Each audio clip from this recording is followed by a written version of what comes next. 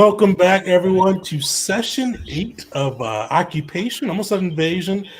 Today, we are diving into kind of the aftermath. This will be our first faction round as well, kind of showcasing what the group's faction, as well as the rest of the galaxy, gets up to after their latest success.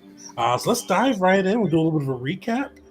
The crew just successfully finished their latest mission, assassinations and acquisitions. They were hired by the Huts to make their way to Dom Bradan and do two very important things. The first one is the Huts wanted to send a message. They were tired of the Yuzon Vog and their recent encroach into the Hut space, and as only Huts can do, they decided the best way is to kill someone and kill them publicly. So they hired the group with Val kind of liaising or making the contact to take out the Yuzon Vong commander that has been leading some of the forays into Hut space, assassinating Breck Pell. And the group was a little hit and miss, or touch and go, we should say. They were able to successfully kill Breck Pell. And I was blanking. I was trying to remember on my way back home.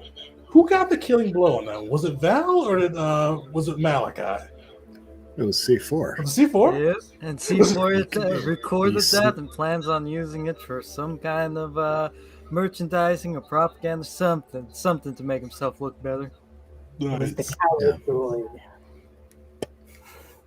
I knew you guys recorded it. In my head was like, it was Val or C4, but Val or Lord Malachi. But that C4 took down the commander. I know Malachi did behead him afterwards, as Val wrote a message from the Huts. And you guys successfully killed Rekpel, and we'll get into your escape just a bit later. But before they killed Commander Vekpel, the other part of their mission, the Huts learned that the Aroidium Mutts, a pretty storied kind of mercenary unit, they've got a reputation for honoring their contracts, professional gear, professional kind of outlook.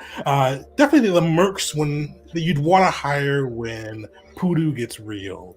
We're debating taking a contract with the Exchange and thus the Yuzon Vong invaders, since the Exchange is pretty much their pawns.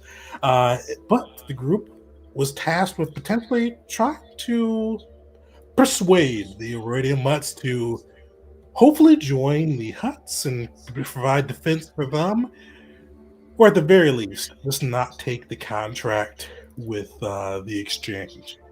The group, in some pretty stellar RP, was able to convince their captain Onamas Vin to not only abandon the Yuzon Vong, but to join the Hut cartel in their defense, recruiting the Aroidium Mutts for the Hut cartels, and even having them based out of the group's own home station, Defonda Station.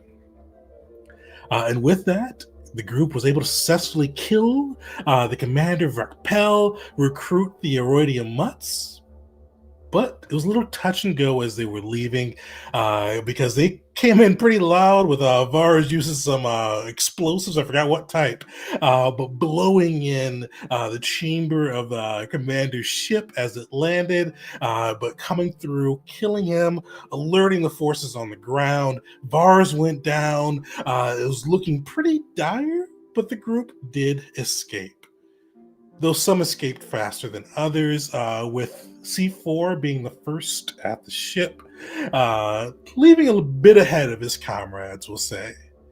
And that's where we'll pick up. So, Vars, you are back conscious. You are on the Aroidium Mutt shuttle. And this is basically like a little commander shuttle. Definitely something that's equipped to be quick. Can take a hit, but it's not really meant to like scrap it out in a fight. But you guys are fortunately in the safety of hyperspace. You see the blue lines, the stars kind of elongated behind you.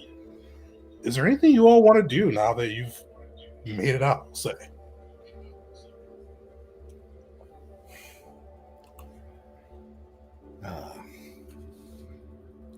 So who wants to go to? I volunteer as tribute. So Malachi will find kind of I guess refresher area and just kind of clean up the blood off of himself.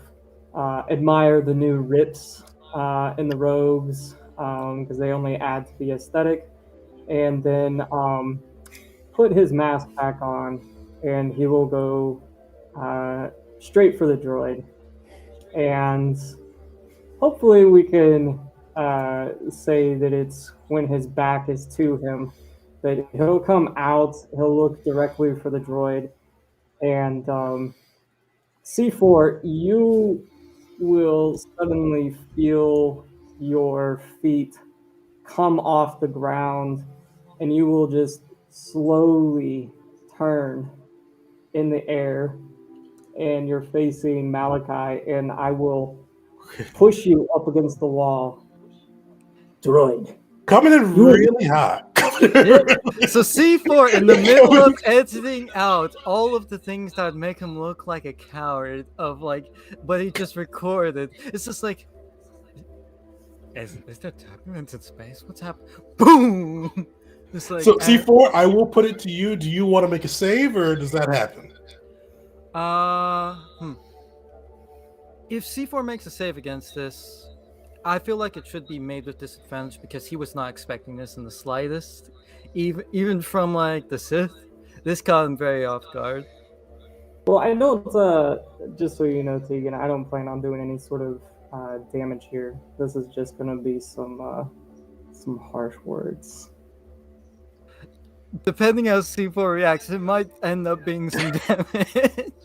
So C4, I'll leave it to you if you want to make the save with disadvantage. If you don't want to make the save, it's up to you. No, I'd say C4 is very caught unawares, just to keep this rolling. All right. Droid, you are not immune to the consequences of poor decision making. Your pathetic existence continues only because you are a product of our Zerka benefactor. He drops you and you fall to the ground, and he turns. There won't be a second chance. Rude. I mean,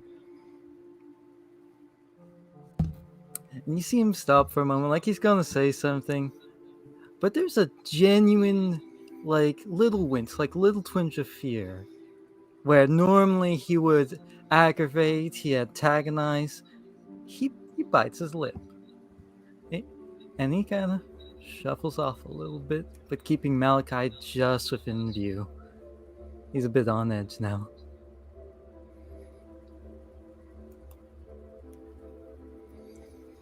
Val, Vars, how do you guys react?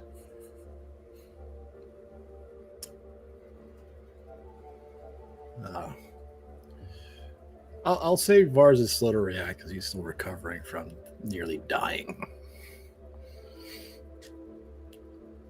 Val, anything?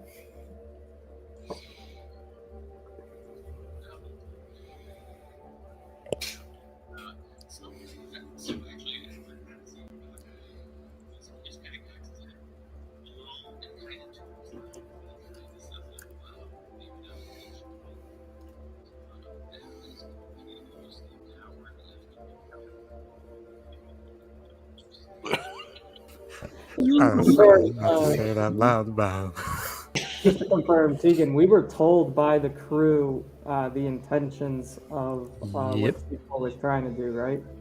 You were told that C4 did try to convince the crew to leave. It's less about his leaps and bounds and ditching us from ship to ship.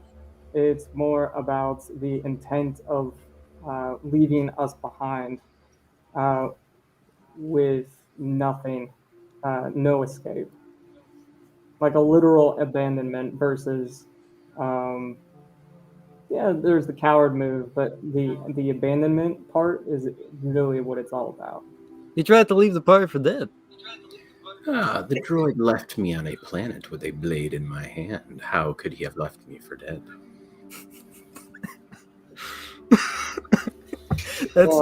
That's a dope line. I'm going to be real. That's The dope line is perfectly Val. No. And did Val say that one out loud? Because C4 would jump on that like, yeah, look, see? Yeah, Okay. he's still kind of talking to himself a little bit. Exactly. We'll take that into consideration next time that we run into a situation like this.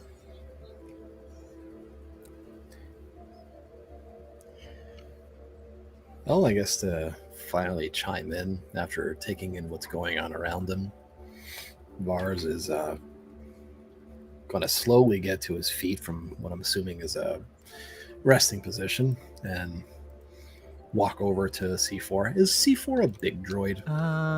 Let me. I think I wrote down his height somewhere. No, I did not.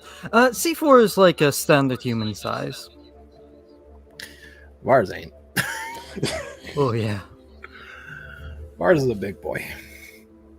So Vars is going to essentially tower over this droid. I want to say 6'6", 6'5", without the armor. I'm just a big fella. And he's going to just look him up and down and say, I was willing to treat you as an equal. But now, I don't know if it's they programmed you with cowardice or selfishness. But you're little more than an unreliable tool. Know your place.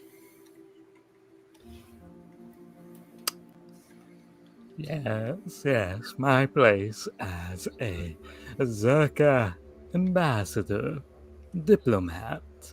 My place as a mercenary. Self-preservation is integral to me, and from what I saw, what you escaped was damn near impossible. By all logics, by all probabilities, I truly thought you were all dead.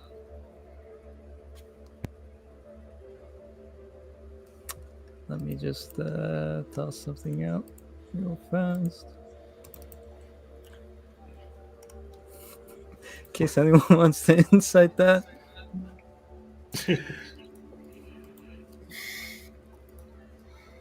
Of course, you made that assumption. You never bothered to look behind you.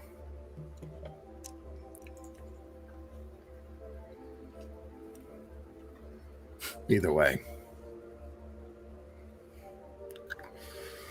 Zerka's goodwill is the only reason you're not pushed out an airlock or nothing but a fizzling in a scrap heap somewhere.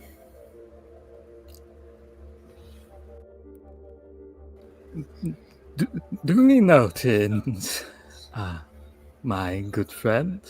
I will make certain in the future, when that situation comes again, I will be the one carrying you on my shoulder rather than leaving it to Val.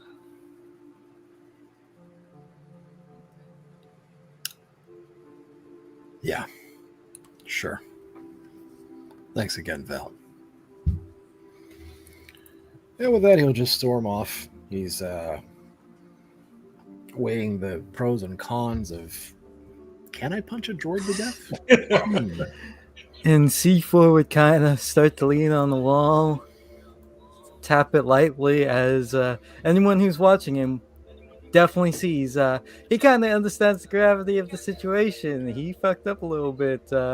His reputation caught up with him with the mutts. These guys are no joke. They survived, and he's lucky to still be alive right now. And he's C4, a droid no less, is actually seen shaking in his boots.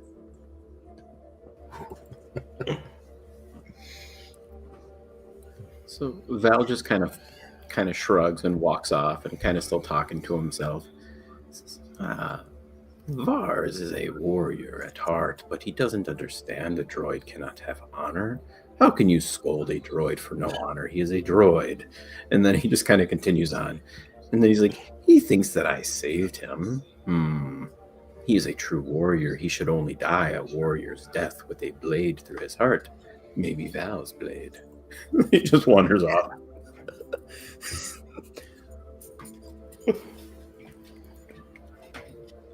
What the hell did I sign up for? Yep, that's far as just droid left me for dead. This one's like, maybe I'll be the one that kills you. From all of this just popping up on the screen, C4 will remember this. And it's the Sith that healed you and protected you while you were. Right of all things.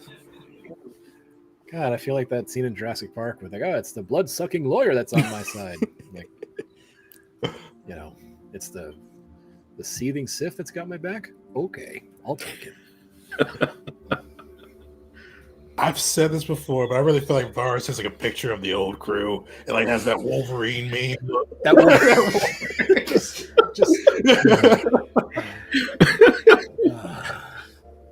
simpler times. Sure, they were crazy, and there's a drug addict in there, but nobody left you for dead, or nobody tried to, or mention putting a blade through your heart. We'll say, yeah. Perfect. He only meant it in the most honest of ways. Yeah, and I mean, Dash was dangerous, but it wasn't like malicious. It was just he was volatile, like an explosive. Well. That's it for me. I'm giving you guys 2 points of inspiration. Really liked 2 lines over there. Vars, you didn't look back. Sick. Val, I loved your line earlier as well. That was just perfectly Val. Sweet. But you guys are able to kind of spend the rest of the time on. This is probably the most awkward hyperspace trip you've ever taken. Like, the Eroidian mutts are kind of not avoiding you. There's like 3 of them on board the ship, but they saw this whole confrontation go down, and they don't want to fight with you guys. They don't want to be caught up in any of your drama. Sith Lords, Mandalorians, Togorians, and droids aren't really known for their view on neutrality, we'll say. So a lot of people are used to being caught in the crossfire when these types of people go off, and the Roidian mutts are just kind of giving you guys your space, giving you free run of the ship as you guys spend the next 3 days in hyperspace, making your way back to Tafanda Station. I will say C4 during this trip with the Roidian mutts would occasionally try and get on the good side, like, hey, we're going to the Zerka station. You wouldn't want to appear there without their favorite droid now, would you? Kind of deal. I imagine it never goes well, never amounts to much. It's not going to go well, but we want to see how well it goes. Make a persuasion check with disadvantage. It's going to be a -D4 as well. Because you've pulled the same trick on the Eroidian mutts. And let me get that D4. Yeah, they ain't falling for that shit. Yeah, you see one guy kind of like hears you out. Like the other guys, like when you start talking, like your poodoo, like they just start walking on. This one guy, like this overly polite Rhodian, like will just sit there and like listen to you for a bit, and then he gets like chewed out by the other guys, and then like just avoid you the rest of the trip. You hear this kind of Zabrak go, Griffin bucket of bolts. You don't leave people behind. That's one of the Roidian mutts moves. You don't leave Griffin people behind. And you're a Griffin droid. You're not even people. You shouldn't leave real people. You understand. By my very design and programming, I'm better than real people. How many languages can you speak? I speak restraining bolt. Noted. What's up? Like immediately like turns away. Just. But outside of some awkwardness with the Rhodian mutts, with the Rhodians still looking awkward, the Zabrak glaring at C4 for the remainder of the 3 days in hyperspace. Oh, one last question for C4. I know you were editing a package, not a package, I should say, editing a clip of your endeavors. Did you post that clip to the Holonet before you went to hyperspace? He if it was finished editing by that time, yeah, of C4 looking like a damn hero when he clearly was for anyone who was actually there. So C4, how I'm gonna ask the last question here, because this is a galactic event. How did you portray the rest of the Tefanda Station crew? So, he would hopefully, have well, he would have portrayed Val very honorably and valiantly because he's traveling with these people. He like when he was first working on this was probably on planet when he first started recording, so he half expected these people to be dead, to be like, oh, look at these valiant heroes. Val was portrayed very nicely because C4 likes Val. Varus was portrayed as standard Mandalorian, what you kind of expect him to be in the galaxy, and this one might get C4 some shit, but I don't think Malachi would have showed up at any point. I don't think he would have put Malachi in the video because given his reputation with Siths, he wouldn't just cut them out. all right. So just to recap, so Val gets the hero edit. He's probably the time when he stole a grenade off of a guy's belt, and then used that grenade to blow some poodoo up. Bars, standard Mandalorian shit's just really pretty much just badass killing stuff. So that's and then did he edit Malachi out of Yes. different events? No, like it's either zoomed in or something. If there's lightning, there might be some lightning from off screen. You know Malachi knows like force lightning, and you're a droid. Yeah, he does. And the thing is, he has an excuse, but I know out of character, he's probably not going to get the chance to say his excuse. That being like, oh, your face was in frame. Oh yeah, you have to ask easier. for three-quarters of the adventure, yeah. Yeah. You could just say, "Hey, Tegan, I want to reroll a character." I mean, there's easier ways to go about it. If The question is, do you want a new character? So now, considering Malachi is a condition, can he even see the vid? Oh, that's a good point. Probably not. Because I'm thinking like Daredevil, right? Like that kind of sort of like I can see everything except. Well, he can see holograms. Yeah, you can't see holograms. I mean, I don't know if you've ever played the old KOTOR games, but you can actually, like, when you're switching between characters, example, Visas Mar, you can use you can switch to the vision to see like first person view, and she's able to see, but she sees like the aura and everything. No, and I know, but it's like this is a recording, right? So it's on a screen. Doesn't give off. Probably be like super grayscale, very plain. I don't know. So I think that's a yes. Malachi could see it. It just being very low quality. I mean, it depends on how technical we really want to get into this. It's not that important to me, but Malachi doesn't care. C4 survives yet another mistake. Our team has an objective, and while Malachi may not like some or all, who knows, all of the people, he is simply doing what he has been commanded to do, and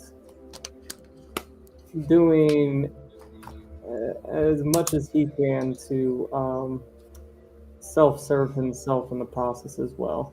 Though those options and events have not really provided themselves lately, but nonetheless, he's bidding his time.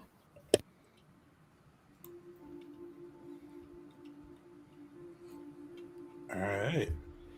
Well, you guys make it through the 3 days of hyperspace with the Aeroidium mutts. Undisturbed, you guys make it out of the Yuzon Vong territory within the first day, and then the hyperspace journey for the rest of the way back to Fonda Station is just pretty much smooth sailing. Making your way back as you guys dock upon this Fonda Station, you guys see, like before when you docked, it was pretty much just droids and occasionally the very rare Zerka personnel that was in the hangars or kind of around. But as you guys dock, you see kind of an array of the Iridium Mutts kind of standing outside of your hangar bay with Captain Anomalous Finn in the middle of them. And you guys kind of see them clapping and cheering as you all make your way back on station. And kind of deboard the plane. And as you guys look up, you do see a bit of the clip that was posted to the HoloNet, kind of showing off some of the crew's endeavors, showing the decapitation. Even though it's out of frame, who decapitated him? You all know that was Lord Malachi, that severed the dead head of the commander. And you see the message left behind by Val, and you see that it's been playing across the HoloNet, and I don't know how much Val would pay attention to this to know, but depending on how much he pays attention to what the Huts get up to, he's pretty confident if he pays attention that once it got posted, not only has Zerka boosted this with some propaganda, the Huts did. The Huts wanted the people at pretty much the galaxy know that they have assets that can strike behind enemy lines, and these assets are pretty much the best in the galaxy. So you see this is played across the HoloNet, just view after view, probably even some bot views in there too, as they're trying to get more and more people to see that the Yuzon Vong, while formidable, while devastating, while pretty much brutalizing the rest of the galaxy, they're not untouchable.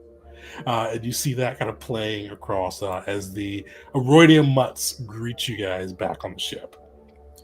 Yeah, so Val kind of getting off the ship would kind of see the video, and he just like kind of, droid, yeah, you actually have a talent. You captured the essence of this team very well. And he would just kind of move on. C4 knowing full well he did not tell Malachi, just says, I couldn't agree more, and keeps walking. The best part about this is that C4 didn't even get the chance to see the fact that Malachi was the one who saved Bars. Malachi absolutely pulled his weight there. Bars is just gonna make his way in. Just make his way in.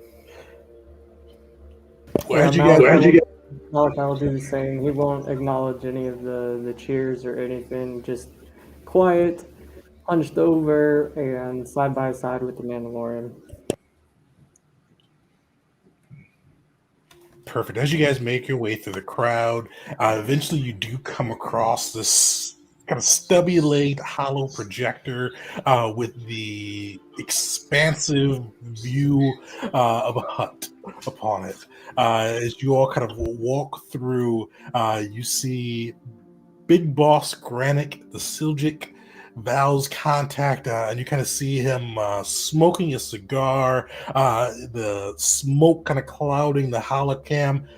Val, you see kind of he was like looking through the hollow projector, like his image kind of shifting as he was looking for the crew through the signs of applause and all of that. But as Val, you see as he sees you, a genuine smile kind of goes across the big Hut's face, and he looks at you. He goes, deep kind of booming voice goes, Val, my boy, you did it. You not only did you make your way on a crazy enemy planet, you the hunter of hunters, you killed the commander and you brought back our friends. You kind of see him like clap his little stubby hands. Val, hunter of hunters. And Val will give a little nod. Yes, Val did well. But I have to admit, we actually have one other warrior in this group, and he isn't that bad either. He's not Val, but he's not bad. You see Granick looks confused. He's looking from Val, like he looks to Vars to Malachi, kind of glances at C4, and then back to Vars, Malachi, and he kind of leans in with the hollow projector and goes, usually Val, I don't like naming names, but Oh, yes. Val is sorry. Val, you must not understand, Boss Granick. And you point to Vars and go, the Mandalorian warrior. He doesn't have the true understanding of honor, but he is a man of honor at heart and a true warrior. And then I'll point to the droid and I'll say, and we have a droid. And the magic wielder. You see, his eyes kind of flex for a bit, the big hut eyes go a little bit wider. He goes, Val, he's a little blunt, but he's a hunter of hunters. The Sith, I didn't see in the video, but I'm sure you were there choking and killing. But that's a story for another day. I made you all a couple promises. 42 seconds in, you can clearly see the lightning hitting the chair. We all played our part, so to speak. That you did. But hey, I made some promises, and I'm a hut of my word. I said if you were able to go through and kill the commander, I would upgrade the security on your station, provide you guys with some much-needed resources. I said if you were able to go through and actually bring the Aroidian mutts home, make sure to bring these kind of... You guys see him like he's about to say something. No insight roll needed. He's going to say something probably derogatory about him, looks around to the Aroidian mutts about him. Says these esteemed warriors back into the fold, I'll hook you up my own smuggling network. You all need to find something a little more lethal. He looks to Vars, or even a little exotic, a little something forcey. He looks over to Malachi. You call me. You call Big Boss Granick. I'll make sure you're taken care of.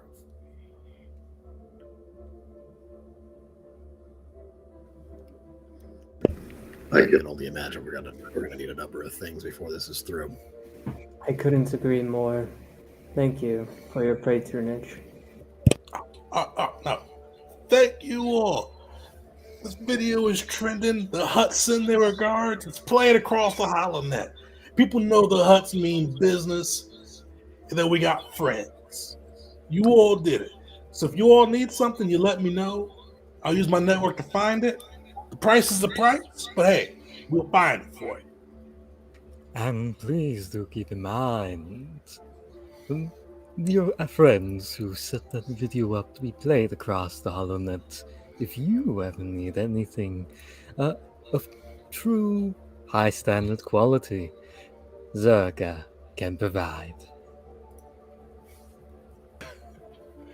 Yeah, I see why they put you in the videos. You're a salesman, a real salesman. But you kind of see him look across and see that Val's the only one that's kind of smiling. And not smiling. Val's the only one that looks content when you speak. And he goes, friends are good too. Sales friends. Nobody likes a shiv in the back. Or a spark of lightning, if you know what I'm saying. All too well. But hey, you did it. You guys came through. I'm going to send my resources over. Not so fine that you guys had the Aroidian mutt stationed out of the base versus Nalhutta. But hey, beggars can't be choosers. Yes. Thank you, boss. Val is much appreciative of your patronage. I don't think I forgot about you. I'm gonna send that, our usual fee. Don't say it out loud, but I'm gonna send that right to you. Yes, the Val special price. I appreciate that. Yes. Special and secret. Special. In secret. Yes, boss.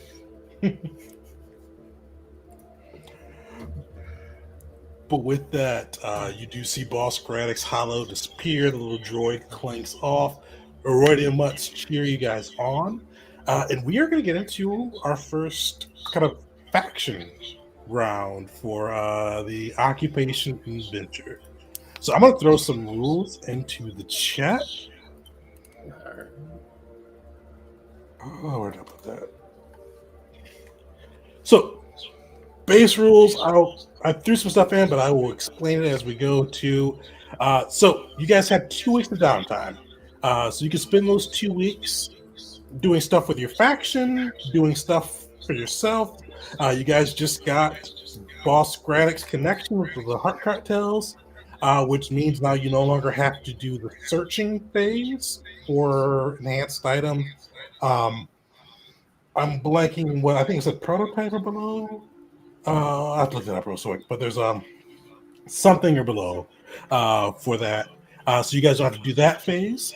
But with this faction round, things are going to be happening. You can help your faction in a number of different ways. Because with this, the galaxy as a whole will be acting.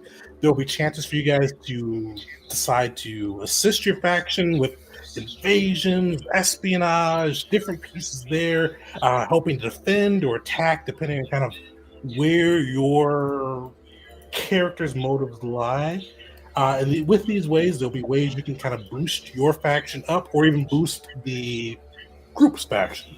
Because Stefan the Station as a whole has their own little faction. Right now, you guys don't have. You guys have like a half a D10 die with your actions. We could even boost that up further if you guys decide to do actions to enhance your group, the party's faction versus your own factions. But seriously, completely up to you guys where you guys want to go. With these downtime factions or downtime activities, it could lead to uptime missions, or it could just be kind of things you guys get up to on your own within your factions, because you guys are all, even though sometimes it boggles the mind, respected members within your organizations, leaders of men, definitely people that can call upon resources and help turn the tide of a battle. So with that, I threw some rules into the factions. So each of your guys' factions has 40-10. To find the station right now, you guys are on your way to your own D10. With that too, let me mention this as well.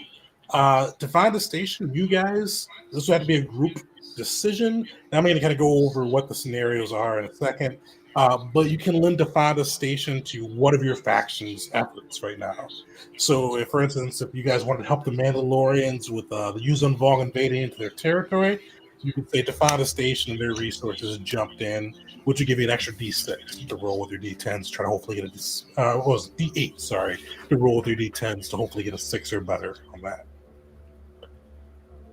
Sweet.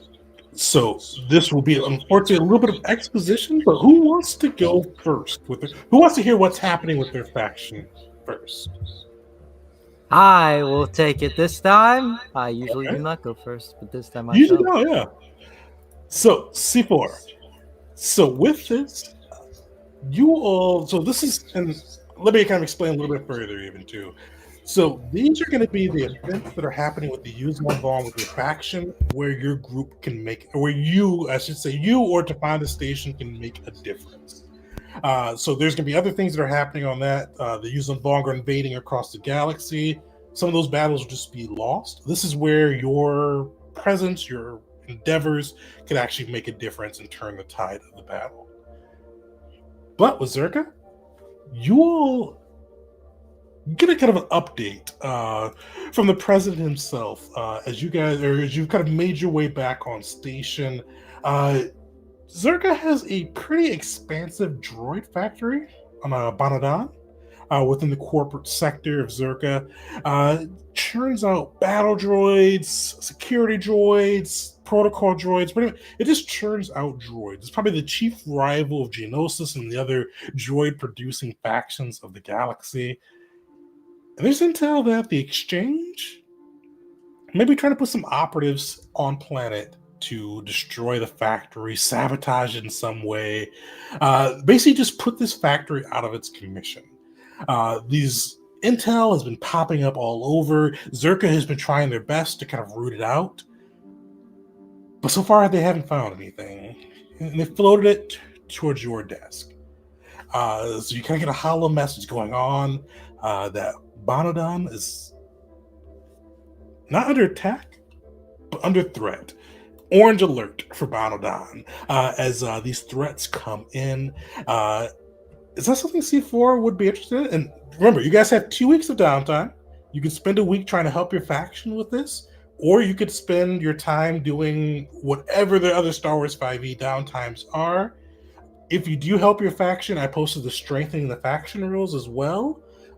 You would get a bonus on that side towards kind of getting another die for your faction. All right, so C4, as established earlier, C4 views other droids as inferior to him. However, he does understand that most people lump him with other droids, and he has to correct that.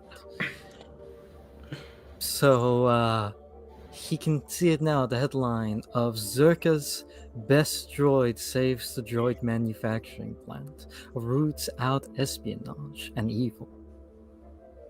Espionage, evil, and the exchange, triple E's, great alliteration. The story you can string with that.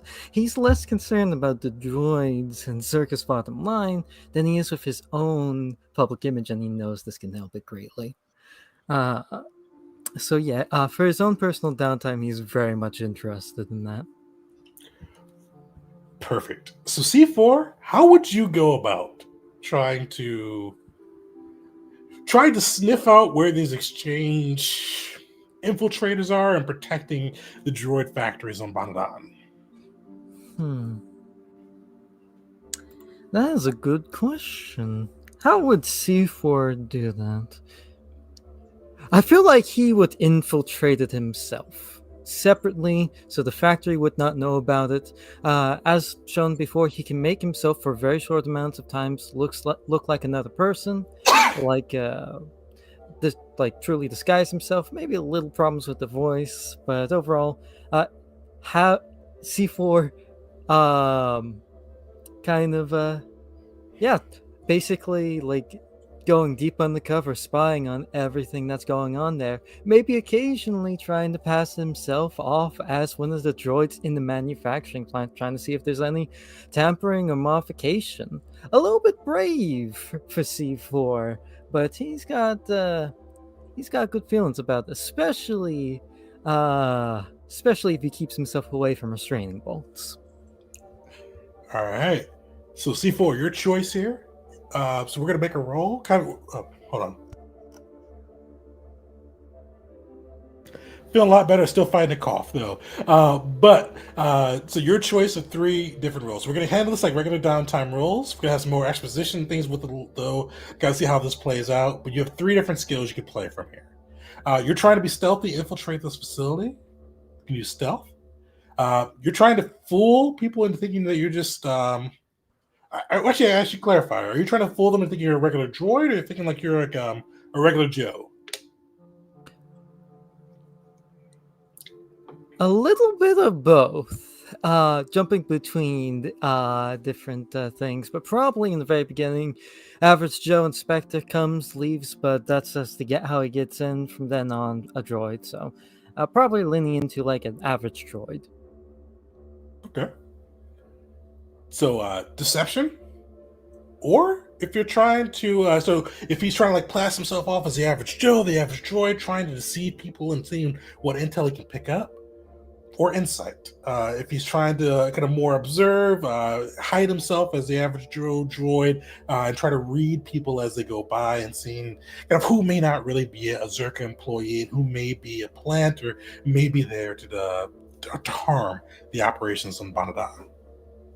Hmm. I think C4 would definitely go for deception if he's Alright. doing this espionage style. So just a normal roll? Straight up roll for deception. Yeah, that's.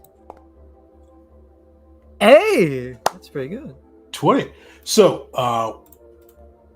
that is going to be a plus 15 on your D100 roll. Before we get into that, I'll let you kind of narrate this part. So how does C4 kind of utilize his sneaky deceptive skills to ferret out some of the exchange, or to not ferret out, but to at least uncover their plot? It's not a sure guarantee he's going to stop the plot, but at least he's able to use his deception to gain wind of it. So, acting as a regular droid in the factory, sometimes being on the manufacturing line, sometimes working on it, because I imagine they got droids building droids there. Just jumping from place to place, listening in on whatever employee's doing what, while being very inconspicuous. But also, C4's got history with the exchange, and he's a bit older, we should say. So he kind of knows how these things usually go down, what their moves might be in this kind of case. So he'll be applying that older knowledge to this to kind of weed out the most likely places they talk, they go, especially since, again, he's familiar with Zerka. He might know a little bit about the facility itself, download a little bit, like some of the nooks and crannies before he went in there. I'd probably say the goofiest place he ended up hiding once was straight up in the vents one time watching people. So as you hide in the vents, you catch this Nikto and Roydian. And you see like these guys, like it looks like they may have had like some plastic surgery, or they may have tried to cover it up, but you see you see remnants of scars, like those real like cosmetic scars, we'll say, that you saw some of the other exchange rock trying to appease the Yuzon Vong invaders. And you catch them kind of beginning a conversation talking about how they plan to upload both a virus to catch the droid, or to upload a virus into the battle and security lines of droids to turn them against the citizens of Banadan, to try to create mistrust of the droids.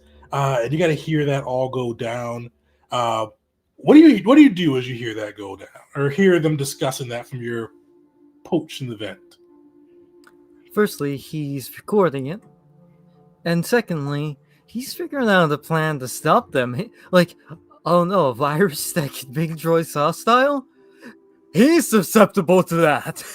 So now it's his own skin more on the line. Like, oh no, this could hurt my reputation. So he's laser focused on this. All right, now he's probably going to end up killing these guys. Perfect. Well, roll me a D100. You rolled a 20 plus 15. All right. Oh no. 36. All right. So let me explain a couple things here too. I posted this into the chat for viewers as well. So he's got to do with aiding his faction downtime routine. Oh, he got 36, so that's good, or better than I thought it was. So there's 4 different levels you can have on that. 30 or below, you lose a faction die. 31 to 70, you get to actually re-roll one of your faction dies to see how this activity comes out for you. 71 to 100, you get a +1, +2, and the re-roll and all that. But you got that 31, so you get a re-roll. So what we're gonna do right now is it's gonna be the exchange versus the Yuzon Vong. So the exchange, the exchange not versus Yuzon, the exchange versus Zerka. So luckily the exchange has a little bit of a dice disadvantage to Zerka. And you get to re-roll one of your d10s. And right now, we'll kind of a little bit of narration. C4, did you kill those guys? He probably killed all but one of them because he needs to have someone alive to test how cool he looked. And like the fact they had no idea C4 was amongst them. And maybe some interrogation, but mostly for C4's own personal image. That's how like, you get some information out, but you focus grouped him more than interrogated him. You asked more questions about like how badass does this look? Would you prefer it if I did it this way? What should we post to the HoloNet? And like, oh, what are you guys doing? But back to what looks best. And that's why you got a little bit of a middling result there. But roll me 4d10. You get to re-roll one of your choice. I'm going to roll 3d10 for the exchange. Remember, 6s and above are successes. Come on, 6 and oh no, oh no! I don't think it's. Wait, no, that Yeah, 0 means 10. Yeah, so solid roll there. I'll re-roll that. You get to re-roll the 2. It doesn't even matter though.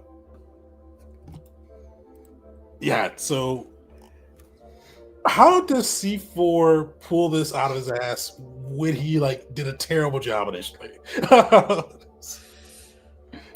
Well, it really comes down to initially it was just like, yeah, this will be a milk run. This is the exchange. I know how these guys work too. I might fucking die. So it goes from like C4 trying to C4 I don't want to die. If that works right there. Of him being genuinely concerned, like he's susceptible to this virus, he's susceptible to people becoming distrustful droids, which means less money, less jobs, and less publicity. And if he falls under, especially with Zerka, he does not want to turn into an obsolete model. How he pulls it out of his ass is he just puts his nose to the grindstone at the very end, just does everything he can, really. Perfect. Well, you put your nose to the grindstone, you hunt down these leads, you find that the exchange team had both a commando team in place, but a team of slicers there, ready to just put this malignant code into the droids and have them kind of ready to spread across the planet, just causing havoc. They had teams ready to record this and just really spread it across the galaxy, fueling the hatred of droids and sucking up a little bit to the Yuzong Vong masters. But fortunately, C4, you were there and you were able to put a stop to it. Quite a bit of showboating, quite a bit of HoloNet recording, probably some live streams on there too. But you were able to root out the cause and bring these guys down and stop the droid uprising from taking place. Is it possible, real fast, is it possible for C4 to save that virus? Just for rainy day, because you just said droid uprising and feel like if C4 at any point heard the word droid uprising, he'd be like, might need to keep this. Give me a slicers check.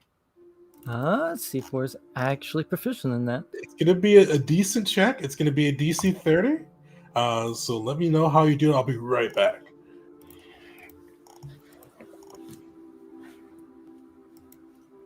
I got 20.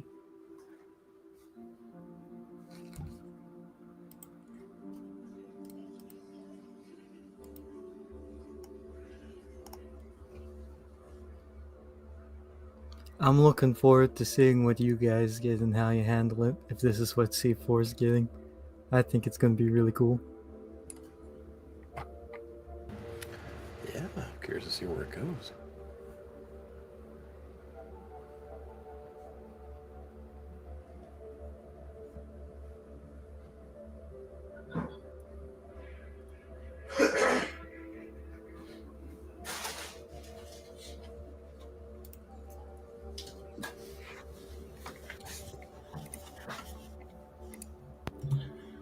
Sweet. How'd you roll? 20. 20? Fortunately, you're able to recover fragments of this code. You could spend some downtime trying to see if you could reconfigure the rest of it to get.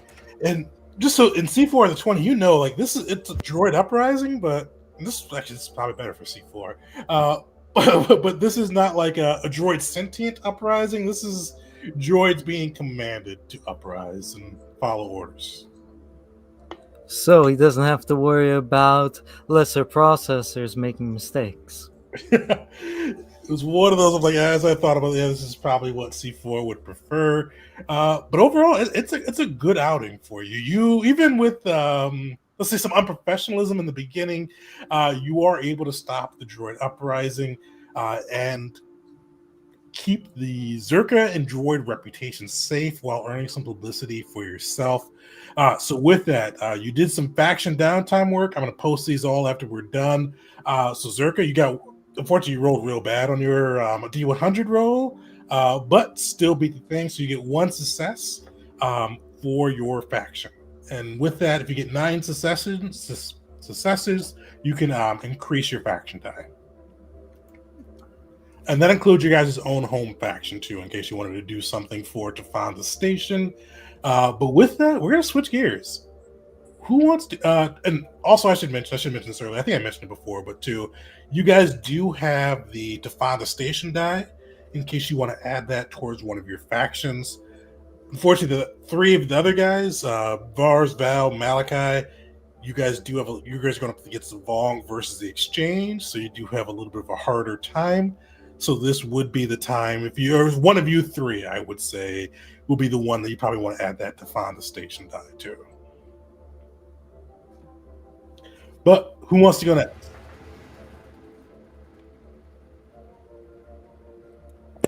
Malachi will, sure. All right. So yeah, you make your way back to find the station. Eventually, you see Lord kind of get some time to relax. But you get a hollow message from Lord Gallivan. You see them Tolan Sith kind of appear on your screen. Deep golden eyes, swirling tentacles.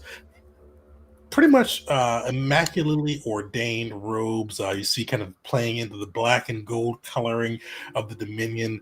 And you see him kind of look at you and go, Lord Malachi, we've heard rumors that the Master Shaper Nim Yin has a new bioweapon, a new cowardly tactic that she wishes to deploy against Sullust.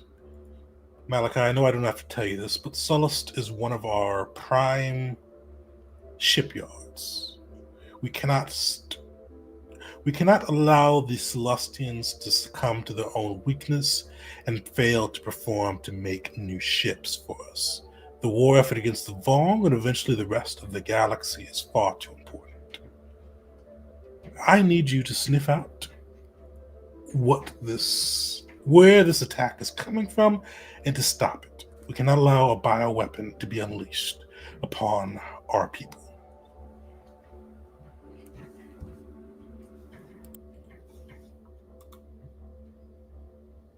I couldn't agree more. Release me from these fools and allow me to do what I do best, my lord.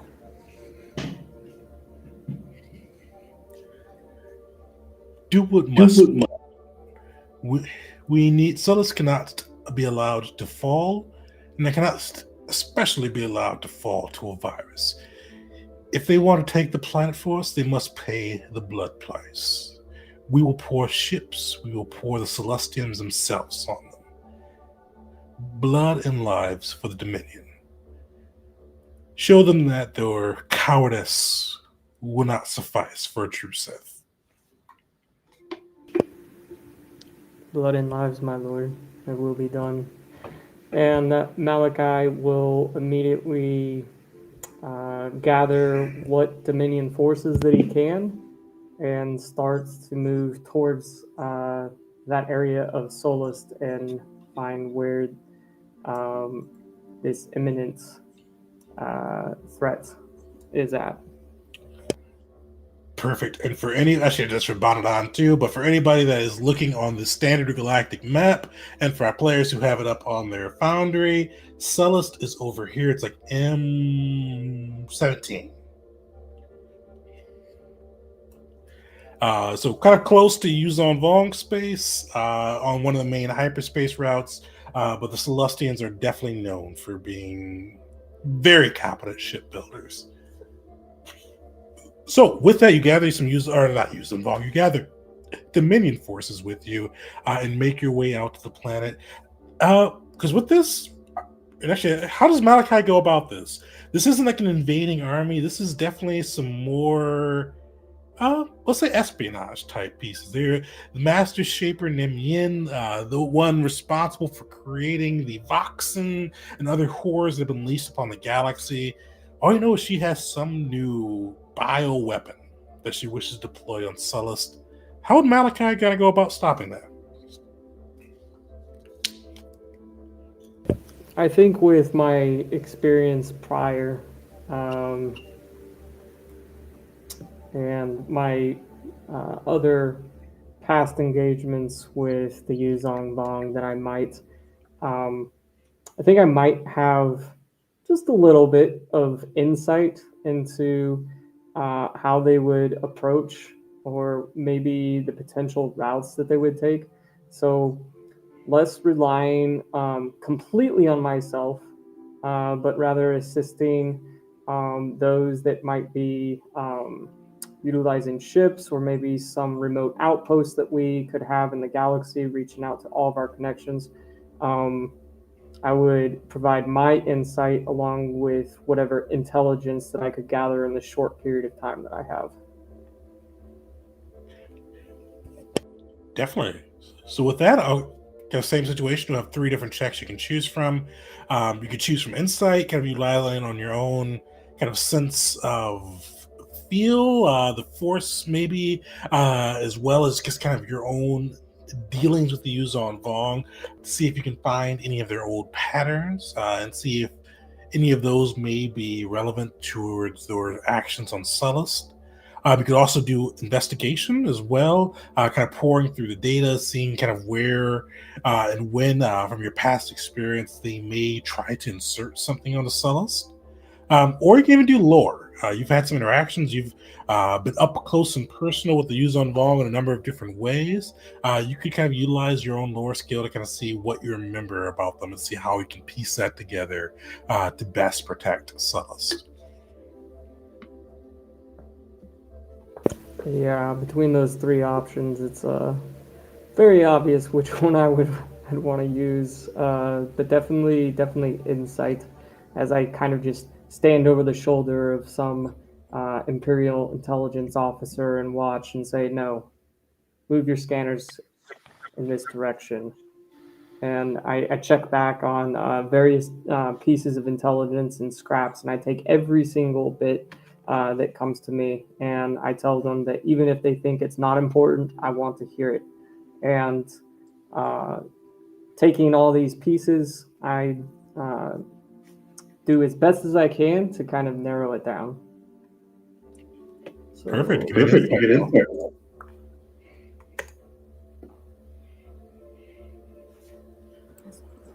Solid, yeah. With kind of leaning on the Dominion intelligence, kind of using both your own reputation and natural intimidating presence, as well as kind of just running all of the data through yourself. You are able to kind of find some bits and pieces of kind of extraneous data. You find that the kind of certain pathways to Sullust have been surprisingly clear. You found that there's been some suspicious activity aboard some of the ship manufacturing, and with Sullust too. Let me bit of old expanded universe lore. They built most of their ships kind of in orbit around the planet.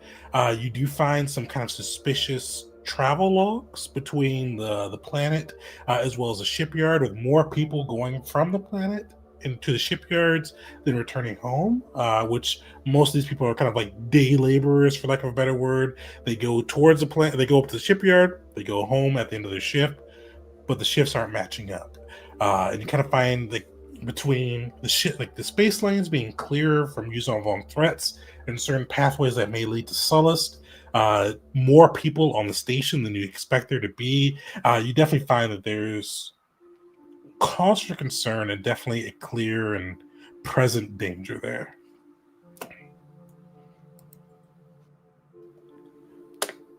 Well, with that information, I would put a pause. To do what? Uh-oh. Are we listen? Yeah. Yep.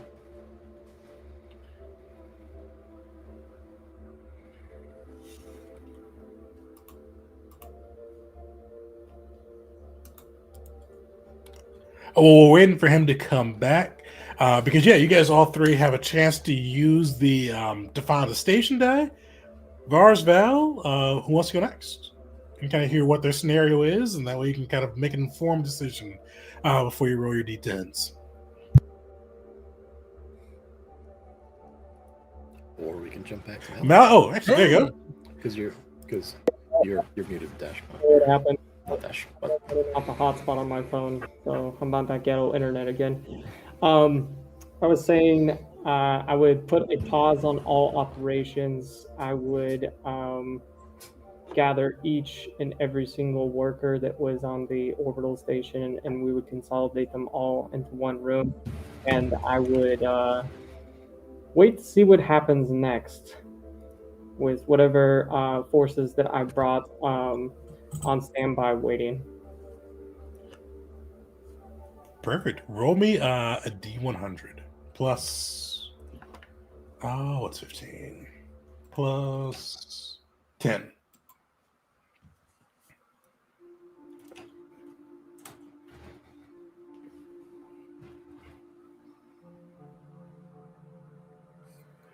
All right, kind of very similar to C4 on the side. So you do get a reroll of your d10s. And it's up to the group, but I would advise you guys to hear Var's Vals. And you guys can make a decision whether you want to add a die towards Malachi's, Vars, or Vals. Sorry.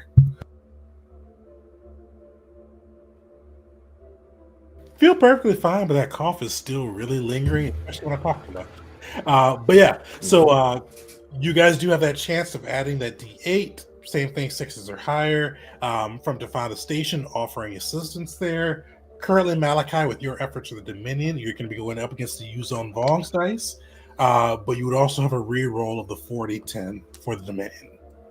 So, Malachi, do you want to roll your D10 now, or does the group want to hear the other two and kind of see where they want to put Define the Station's resources?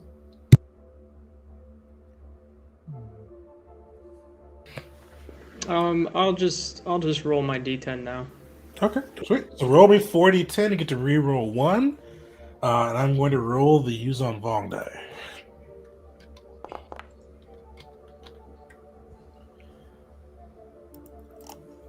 Yeah, that's pretty good. 2 successes so far. You can re-roll that 2 or 4 and see what you can bring.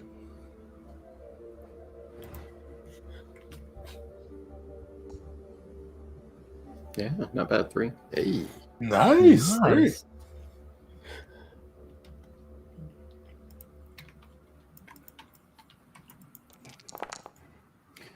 Hey. Oh. Oh. Tie? 1, 2, 3. 3. It's a tie, so it is a straight D10 roll off. And with this, since the Yuzon Vong do have a dice advantage, I am going to give you. How do we do this? Actually, it's going to be straight roll off. So straight D10 roll off. So roll me one more D10. I'll roll one more as well. Malachi, you bring home a success. So with that, you bring all of the workers upon the Celestin station, gathering all of them into one room. Your keen sense of the Force and kind of what doesn't exist in the Force proves to be pretty crucial here. You find some of the kind of a mixture of both the intendant class, which you guys know is kind of the spy class of the Yuzon Vong. The Yuzon Vong are a very caste-based society, as well as some of their shaper scientist class as well. These little blobs in the force that just don't exist. And Malachi, you're able to kind of segment these people out and kind of find them before they're able to enact their plan. Malachi, what does Malachi do as he encounters this and takes that down? So as I gather all these individuals, I notice immediately. It takes a while because there's a lot of people, and um, uh, it was an immediate shutdown. So all exits, everything, and with the help of my forces, made sure nobody left the station. But uh, hundreds, thousands, however many workers gathered, but sorting them out, I made sure not to alert the intruders as they are by putting them all in the same spot so that they would know that what is this? What's going on? So I meticulously separated them, maybe putting two over here, one over there, three over here, and separated them out. And then I interrogated the non-threats and then the threats. But when each of those threats came into a room with me, they did not leave. And by the end of the week, the threat was neutralized, and I would give and provide a full report to Lord Galvin immediately on the success of rooting out the threat. Nice. You efficiently and ruthlessly kind of go through these workers, finding those Yuzon Vong that were posing a threat, and you're able to even find a little bit about what they were planning. It looks like these Yuzon Vong had a bio weapon. And usually when people hear bioweapon, they think things that are going to be targeting organics, like viruses, flus, all of that. This bioweapon wasn't targeted towards that. This bioweapon was actually targeted towards metal. They had like almost a flesh-eating virus, but for metal. They plan to unleash upon the shipyards of Sullust and basically just have it devoured. With that in mind, is there any potential chance that I would be able to get a sample of this virus, which I would be able to share not only with the Dominion first, but I would be a good teammate and share it with Tafanda Station and, in a sense, all the factions that are currently working and united together. Or if it's only one of the two, it'll go to Dominion. If you're able to get this, you're able to share it kind of with whomever and how many people you wish to. This is definitely it's gonna be challenging. So this is gonna be a DC 25 nature roll or DC 20 bioanalysis roll. See if you're able to kind of isolate and be able to safely contain and share this data with the rest of the galaxy. Even with nature, I can't even reach a 25. But that's all I've got, so we'll do it anyways, just because. Hell yeah, I tried. You tried. It's unstable. It's literally from another galaxy. This is something even Talos would have had to put some extra work into to be able to make sure he could secure it and be able to study or even wield it himself. But fortunately, you're not able to bring it home. But you completely stopped it from affecting Sullust. Sullust is probably the top 3 shipyards for the Dominion. This is one of their major areas where they build new ships, new things. Having them succumb to a metal-eating virus would have significantly hurt the Dominion's war efforts, and you completely put that to bed.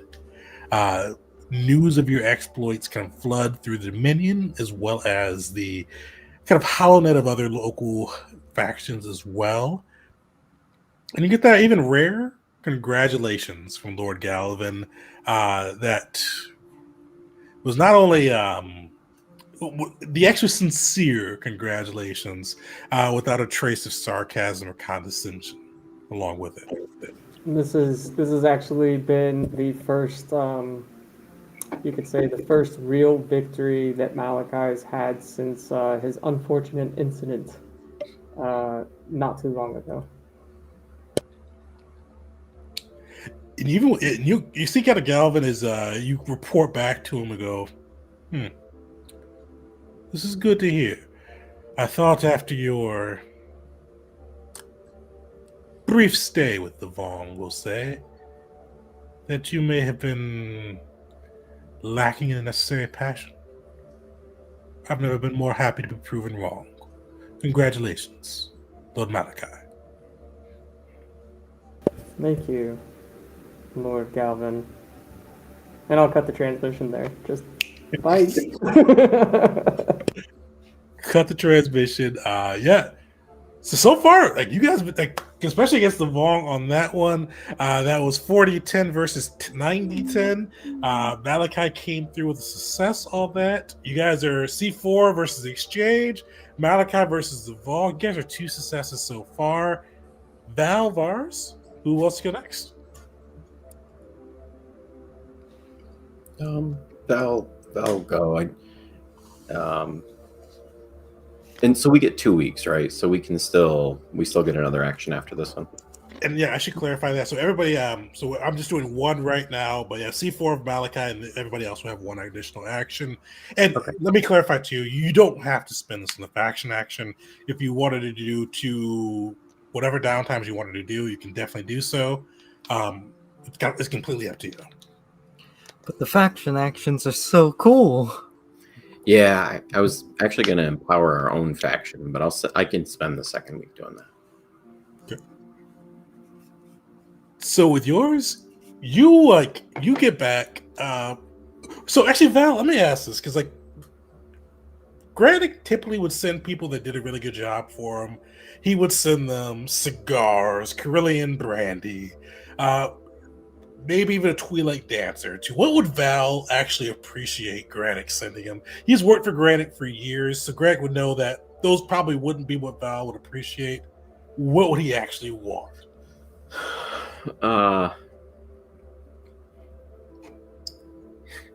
So probably like a new like robes. People probably been around Val, so they probably know that Val's robes are always like pristine white. And obviously the robes he wears gets wore down quickly. But it always looks like so he's never into like big glamour and glitz. And yet he always looks like he has like a brand new fresh pair of robes that have never seen dirt. And so Granick would probably know that, and that would be kind of maybe his vanity. 100%. When you get back to Tafada Station, you find not like a pristine, like just dazzlingly bright white set of robes, and you find probably right next to the robes on a little card, a card that says, "Our usual payment. Congratulations, Val." You find 100 credits along with it. Guys, like a little shish written at the end of it as well. But you do find those robes. You're able to kind of live it up for a couple of days, do whatever Val would do after a successful mission. Running off those 100 credits. Try not to spend them in one place. But with that, you're able to eventually. Granite does come back on the screen, and like last time you saw him, like he was gloating, he was like triumphantly smoking a cigar, big old like hut smile across like his 3 faces, and like this time he comes back, he looks stressed. He's still smoking a cigar, but before he was doing like victory puffs, and now he's like smoking like a cigarette. Like it is just like he is stress smoking. And you come up, like he's like, Val, need a favor. The Vong aren't very happy right now. You know how you went there, you killed the boss, you guys beheaded him, wrote the Hudson the regards on the wall. kind of pissed. They've been their high prefect, their head spy, Yaganoer. We found a poodoo ton of his operatives on Nalhutta. They've been blowing up some of our swamps. They've been adding poisons. They've been killing some of our lesser huts. This can't stand. They killed a hut. That doesn't stand for the hut cartels. We need you, the hunter of all hunters.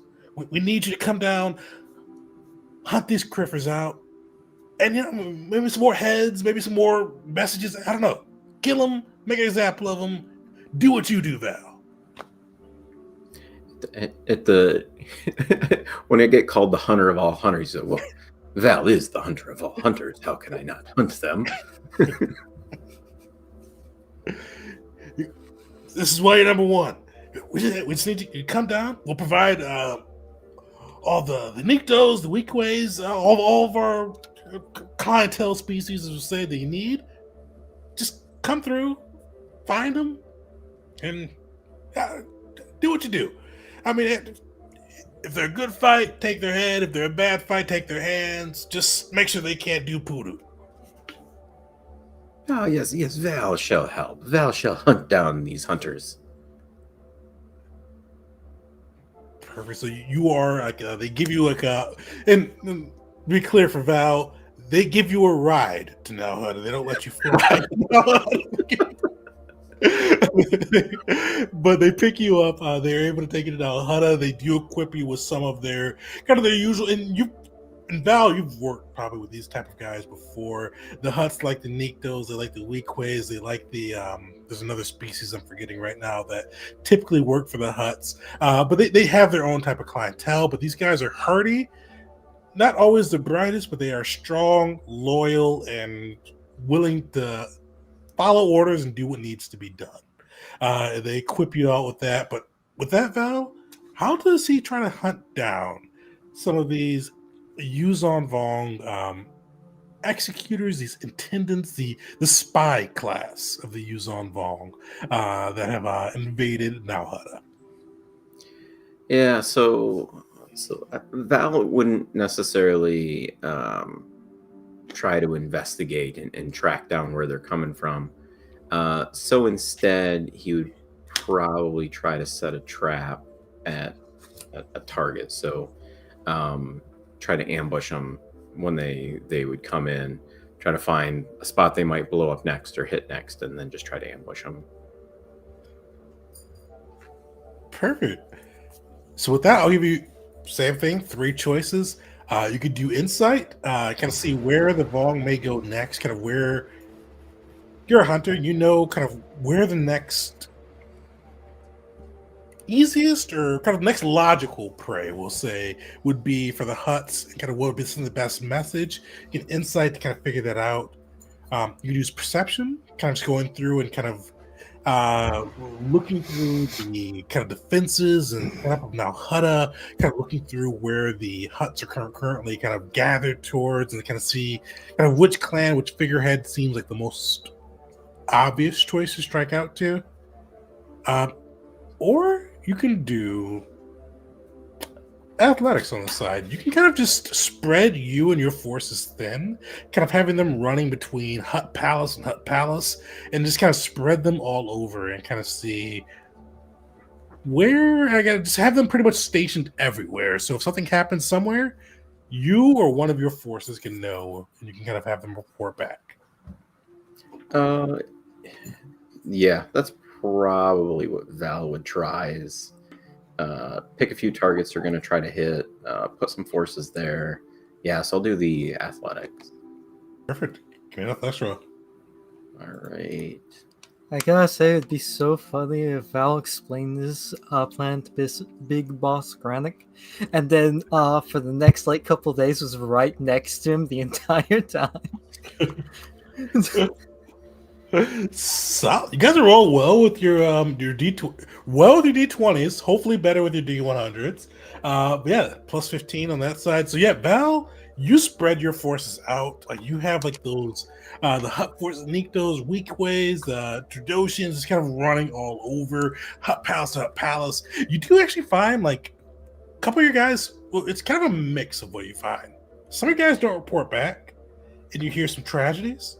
Some of you guys do report back, and you find like some of these hidden Yuzon Vong forces that they're able to sniff out. But one of the big things you learn is like they've been kind of building up. So they were targeting some of the lesser huts, but now they're going off of Big Boss Granick. And Big Boss Granick, they're not going to take him out. He's the head of the family. They're going after the Disilgic clan, one of the leading clans of the huts, and they're trying to kill off some of their lesser members to let them know they are an untouchable as well. So the Big Boss is safe, but some of the lesser family members are definitely in danger. But luckily, with kind of your spread out approach, you're able to kind of filter that information in, get yourself a little bit of a leg up, and get yourself prepared and ready to strike, defend, and make sure the employer survives. So, how does Val react to that? So Val would kind of explain to Boss Garnick, Val has determined the targets by putting the forces in the most valuable positions. And then he'll like look around and realize that he actually didn't have anyone protect Granick. And you say, oh, of course, boss, you could handle your own security. And he'd say, but it looks like they're targeting your clan. You see Granick like as you kind of like he's still like chain smoking cigars, so it's like really puffing him more than he should be. And he almost starts chewing it as you mentioned he has no security, and he goes, no, they wouldn't attack me, right? Like I'm the big boss, right? They wouldn't attack me. You are an honorable man. Why would they attack you?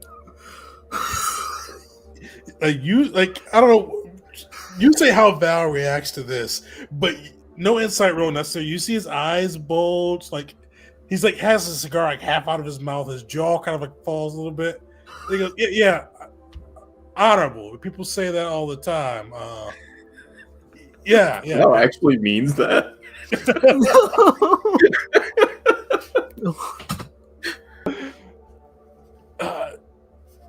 You're gonna find these criffers though. You're gonna make sure we're okay. I mean, you first off, hey, you went behind enemy lines, you killed them, head cut off, bloody message, criffin' amazing. But if they come back and do the same thing, I mean, it's copycatting. But hey, it's gonna make us look bad. So you gotta like smother this in its nest, if you know what I mean. Val is the hunter of hunters. I know how to lead men. You can tell, like, all of a sudden his confidence is gone. Like you saw, like same thing, no insight roll necessary. You saw like Granick, like he Hunter of Hunters. You see him like kind of like buff back up as he sees like your like lack of like confidence. He goes, "I know how to lead men." He kind of like deflates a bit. He goes, "Yeah, okay, yeah."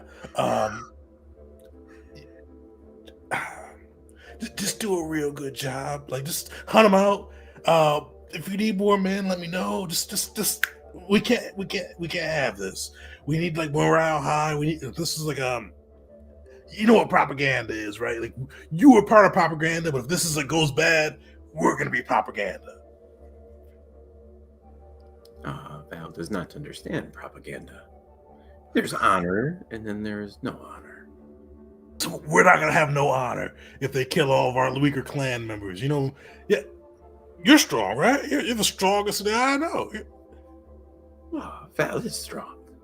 But if they kill our weak people, we're all weak. But then we will still be strong.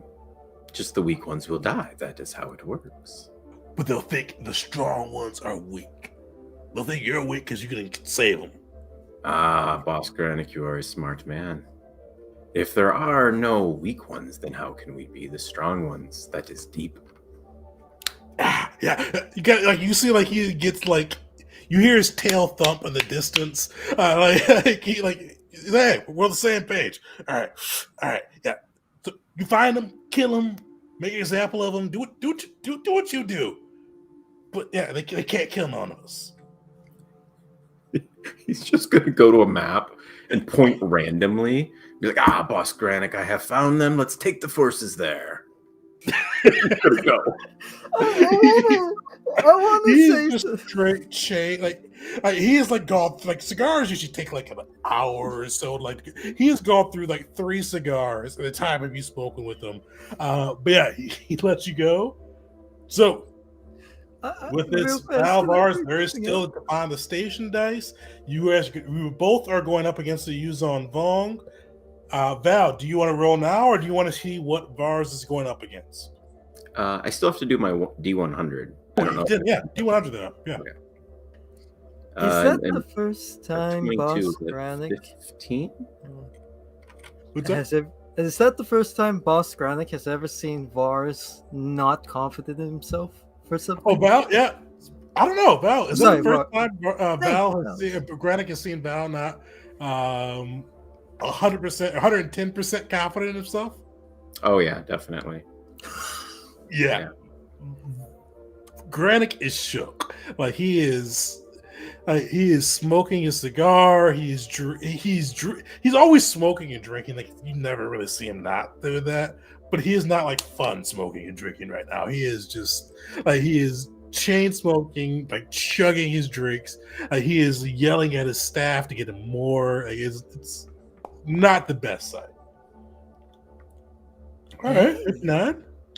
Oh, what is that? All right. So, unfortunately, yeah, D100's not favoring you guys so far today. But you get to re-roll one of your D10s. You get 4 D10s. It's going to be up against some Vongs. 9 D10. But you get to re-roll one. I'll let Vars go here. We'll do the dice at the end. All right. So Vars, Malachi got to deal with the shapers and the kind of the scientists and the poisoners, and while Val got to deal with the intendants, the spies, the assassins, the executors, you get to deal with the warriors. The warrior caste is coming for the Mandalorians. You see in Vars, you probably get like a report from the Mandalorians, but you're part of their daily report where you kind of see different updates and what's going on in the war effort, the different strategies that the Mandalorians are employing, the Yuzon Vong are employing. But you see that there's been a big, just kind of build up, kind of along this, kind of the border of Yuzon Vong space and Mandalorian space, and it's just kind of continuously building up. You see more and more and more of these Yuzon Vong, like frigates, these asteroids, these coral skippers, kind of building along this lane. You kind of see the Mandalorians are getting nervous. Like they knew that there was a attack coming. But this is just almost ridiculous with how much forces are coming and kind of how much is at stake with that. With that, you find that they are making their way kind of towards Terrace. The Yuzon Vong are invading the Terrace sector, and you kind of find actually the Mandalore himself. Usually you have your own contact, but Mandalore, the Exalted, and we all know Vars has some mixed opinions on Mandalore. The Exalted, his name alone probably doesn't really endear him to Vars. But you see this Mandalorian appear on your hollow screen. Immaculate armor, like Beskar Garm, complete through Beskar, but you do see has like the silver, gold, and red motif to it. And he appears and he goes, Vars. And kind of like his voice is like he's in his armor, augmented by his helmet, so it has that kind of almost artificial tang to it. And he goes, "We need your assistance. Scarheads are moving towards Terrace. We cannot allow them to take an inch from us. My politics may not be your politics, but I would like to put you in command of a unit, and I would like you to help defend Terrace and defend Mandalorian space from these Scarheads.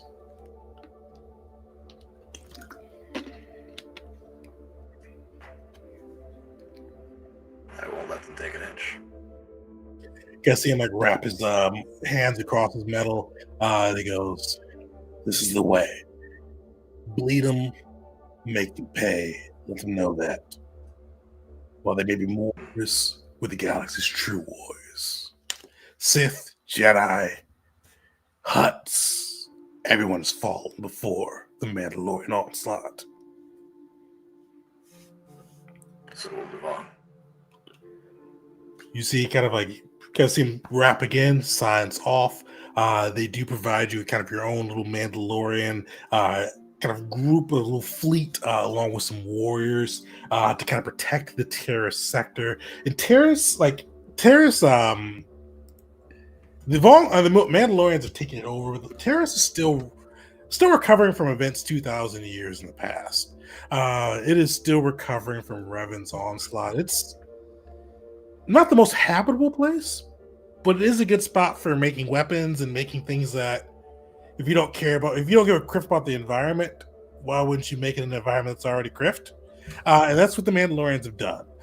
This place is it's devastated, so they've just used it for their own needs.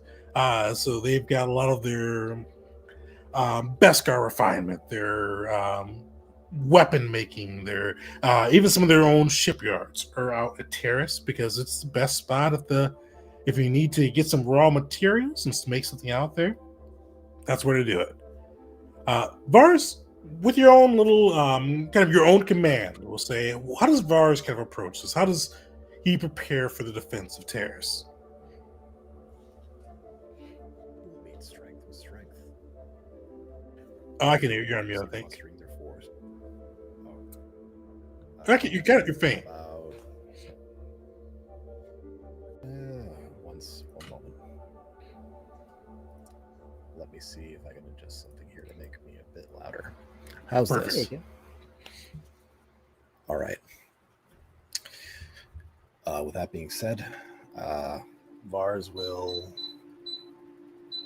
meet strength with strength. They're obviously gearing up for an attack. He's not going to give them a chance to get situated. Make them dig in their heels and fight to keep that space versus giving them a chance to get on the offensive. And obviously, hit and run, goad them, if you will, into a position that'd be more advantageous to our fleet. Perfect. All right. So with that, yeah. So you kind of see them building up kind of along the edges of Yuzon Vong and Mandalorian space. And for anybody for the players and anybody that's looking on their own galactic map, I think Terrace is in 6 or in 7? In 7, it looks like. For the space on that side, you can see them building up along this border over there. So yeah, you're able to kind of and actually have you decide what you want to do. So you've got 3 options in here: deception, with you kind of going into Mandalorian space, kind of harassing them, almost what's the word I'm looking for? So hit and run tactics. There's a word for it I'm blanking on right now. Guerrilla warfare. Thank you. Yeah, guerrilla warfare. As you kind of go through and kind of hit and kind of try to draw them out.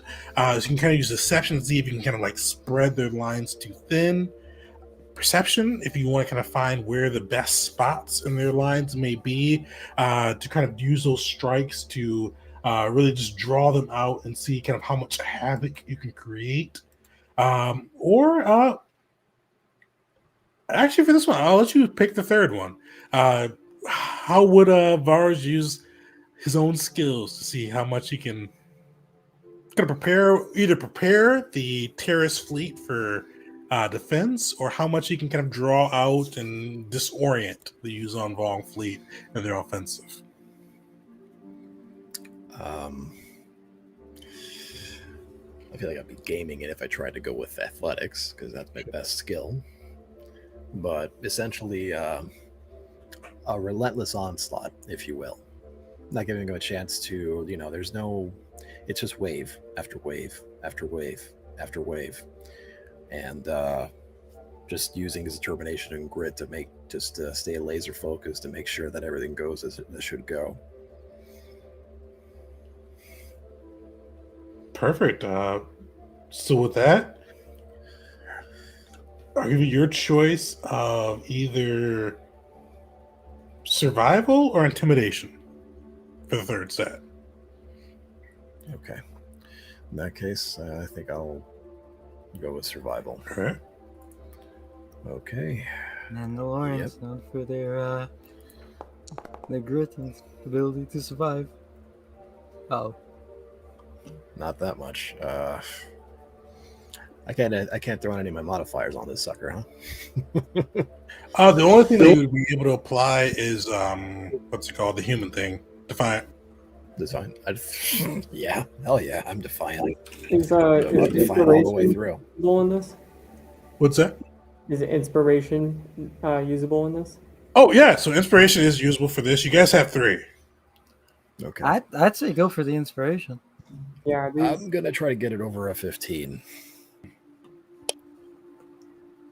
Yeah. Nice. All right. All right. I'll live with a 16. Where does that get me? Yeah. So you just pure onslaught, you are sending Mandalorians out riding their basilisk, single man fighters, frigates, just continuously harassing the Yuzon Vong. And the Yuzon Vong, they're warrior born too, but you're just you're literally stressing them out. You are keeping them constantly, you're not letting them sleep, you're not letting them prepare, you're just literally disrupting their supply lines, their fleet lines, and just keeping them in a constant state of alert that is kind of throwing off their own game plan as they prepare for their own invasion. All right. Sweet. Vars, give me a D100 roll plus now. Oh, that extra 4, 15. Or sorry, 10. Okay.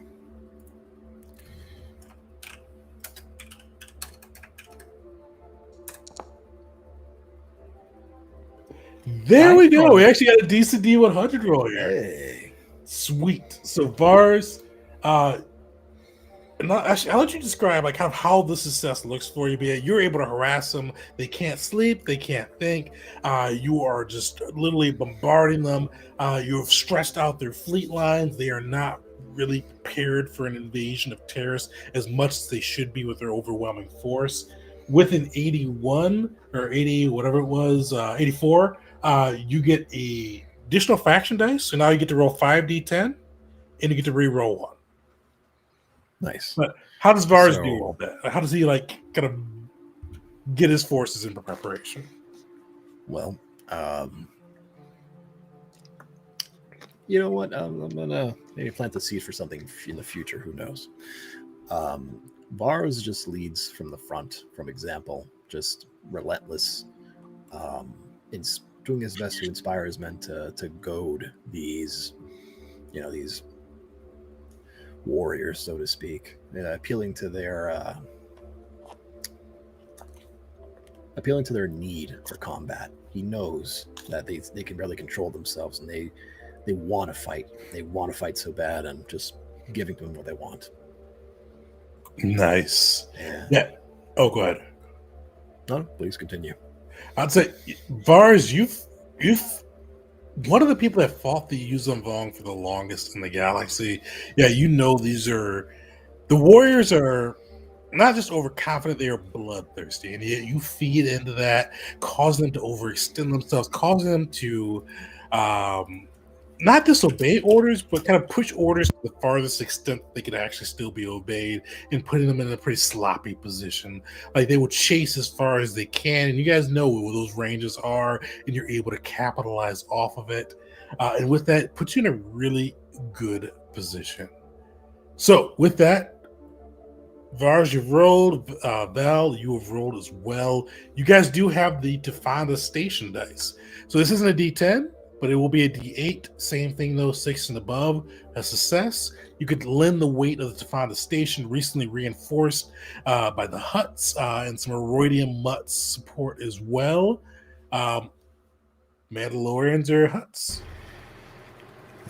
Considering that it was the hut's idea in general, it would make sense for them to receive that support, at least initially.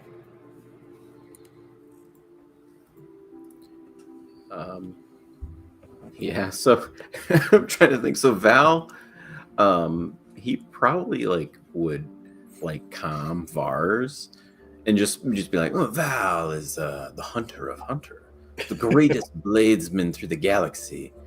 But how do I get men to do competent things?" This is canonically during the same time Vars is doing his stuff with the Mandalorians right now. Oh yeah, right? definitely. Oh my god. The hell?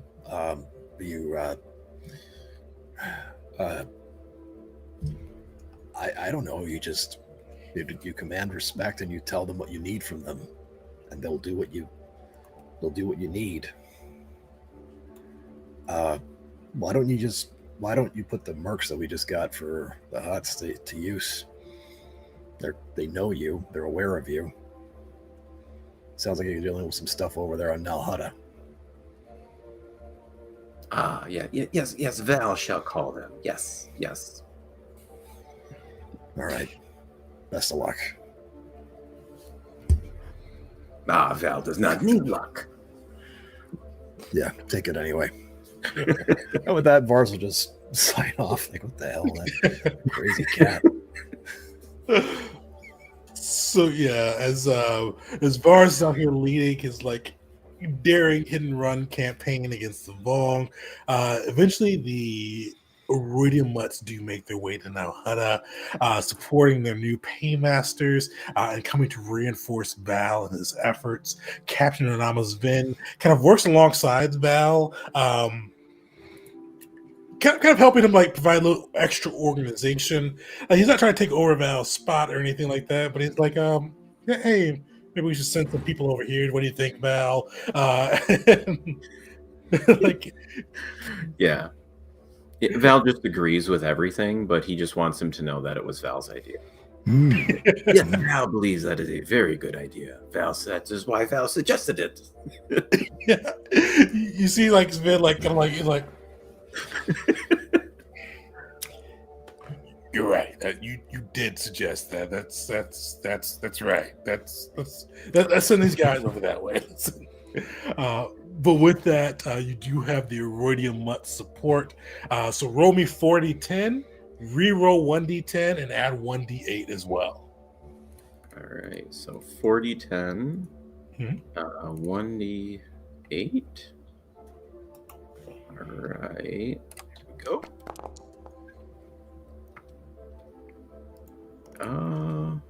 Nice. 3.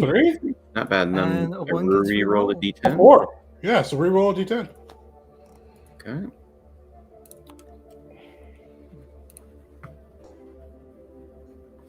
Oh shit! Val got all of them as successes. Nice. That's Solid. 2 10s too. So 10s count as 2. So what's that? Successes? 1, 2. 10s count as 2. Yeah. so that's So 2, 4, 5, 6, 7. Is that really 7? yeah. Nice. Val is the hunter of hunters. Yeah, the hunt. That random spot. Oh, that's a lot of 10s. 1. So 2, 3, 4, 5, 6. But luckily, less than 7. So Val, this is true spy versus spy. This is Cold War level of hunting out people who are trying to do harm. And people think you may have a sixth sense, or it just could be dumb luck. Who knows? But you point at spots on the map, and they're wrong there, trying to do crift up things, and Some people think you have like the people are like debating now if you have a connection to the Force because they truly think you're just pointing at random, and there's things there. Yeah, people probably think he's really poised, and he's just trying to pretend like he knows what he's talking about. Is Granick does Granick feel more secure, or is he stressed out more? Two different people have different reactions. Granick believes a little bit of Val's hype. Val has like done things like Greg has sent Val on death missions and he's come back. So Granick believes a little bit of Val's hype, and especially like he's like, if he points over there, you go over there. He believes it. Captain Onama from the Roydian Mutts is just astonishingly pissed. Like, this goes against conventionally military wisdom. It goes against like everything Onama has like practiced throughout his life, but that it worked. So he's shocked and angry. But he's still like he's supporting Val throughout this. But Val, what's the big finale? How does Val catch the one that was supposed to kill the Deciljet closest to Big Boss Granick? Yeah, so the final one, Val would lead. And so he'd be like, yes, Val shall lead this one personally. And then he shows up, and he's more surprised than anyone when it's like literally like a meeting of like the agents as he stumbles into the building. And so he'll like have a grand duel with one of the Yusong Vong. Nice. You have that grand duel, like it is recorded, like thrown on the HoloNet. Like the Yusong Vong puts up a good fight. His Alpha Staff whirls, tries to kind of lock you up, tries to like use their usual tactics of blinding you, throwing razor bugs to cut you. But how do you finish that fight? How do you cement kind of your position here? Yeah, so he'll come up like he'll come in with like a razor blade, and I'll kind of like twist through the air to dodge it, and then as I land, kind of my signature, impale him through the heart and bring him to the ground. Nice. Straight through the heart, cutting right through its armor. You bring him to the ground, displayed across Hut space, showing Val, the hunter of hunters, protecting now Hutta, which you spend enough time with the Hutts, you know, is the glorious jewel, their home planet, and protecting Hut space for the Deciljet clan, earning both Big Boss Granick's increasing respect and kind of admiration, and just pure astonishment from your Roydian Mutts, and with your we'll say unorthodox tactics. Val is a Looney Tunes character, and I love that. Perfect. Bars, you are up. Roll me up. You actually did pretty well with your roll, so you get 5 d10 and 1 reroll.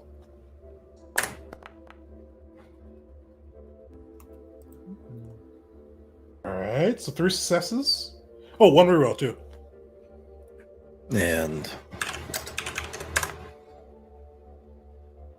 All right.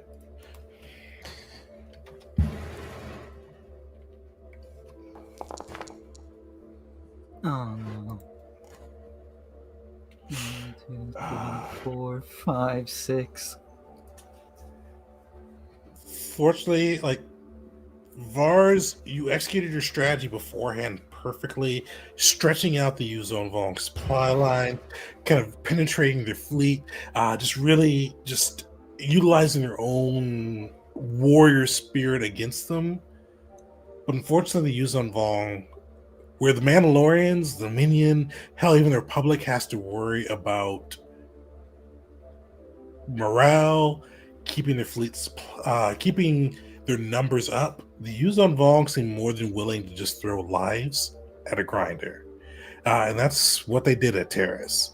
You see them just continuously throwing ship after ship, soldier after soldier, just life after life at Terrace. And while the Mandalorians killed far more than they should have, unfortunately they were pushed back, pushed out of the space. And while Vars, you've earned yourself a good deal of respect, and 2 successes for the Mandalorian clan. Unfortunately, they do lose Terrace, and the group is overall pushed out of the space. Why do I feel like even a Vong Pyrrhic victory is like a decisive victory for them? That definitely hurts. I mean, let's think about this. They took Terrace. It was already screwed. So It's a weapon manufacturer for the I mean, Mandalorians. That's Still, but don't worry, you're friends with the Sith. So. yeah. Damn it. Well, they definitely took more than an inch. Yeah, you definitely kind of see kind of across the HoloNet.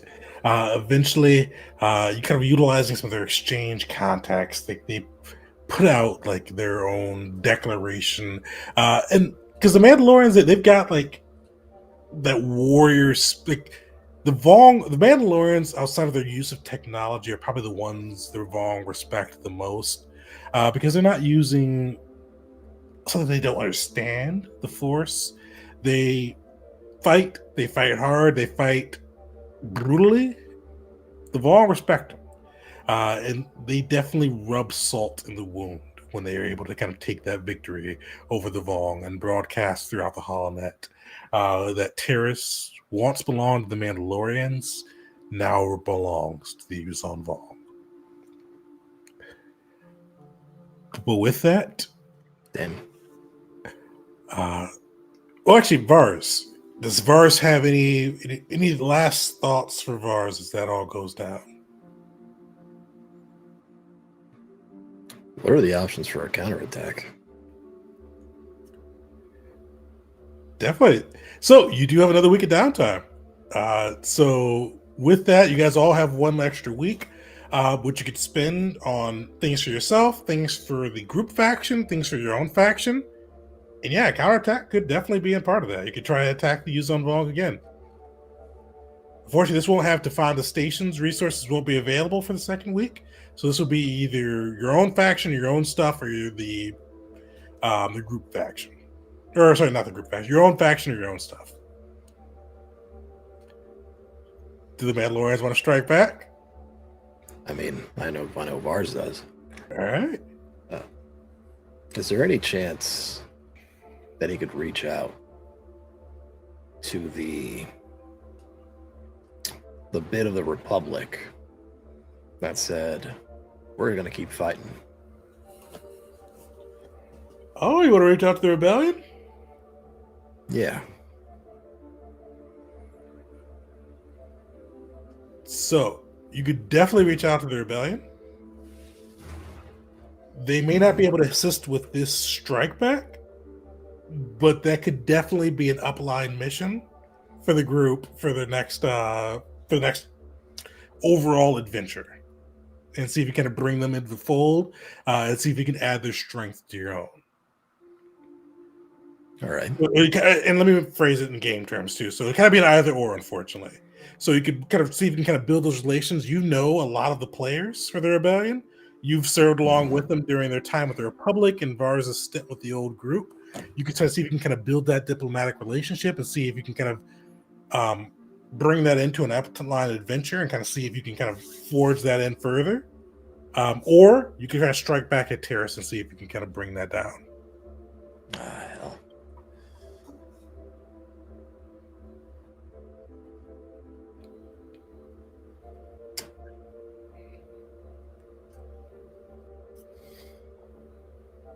I'm mad about the loss. Oh, man.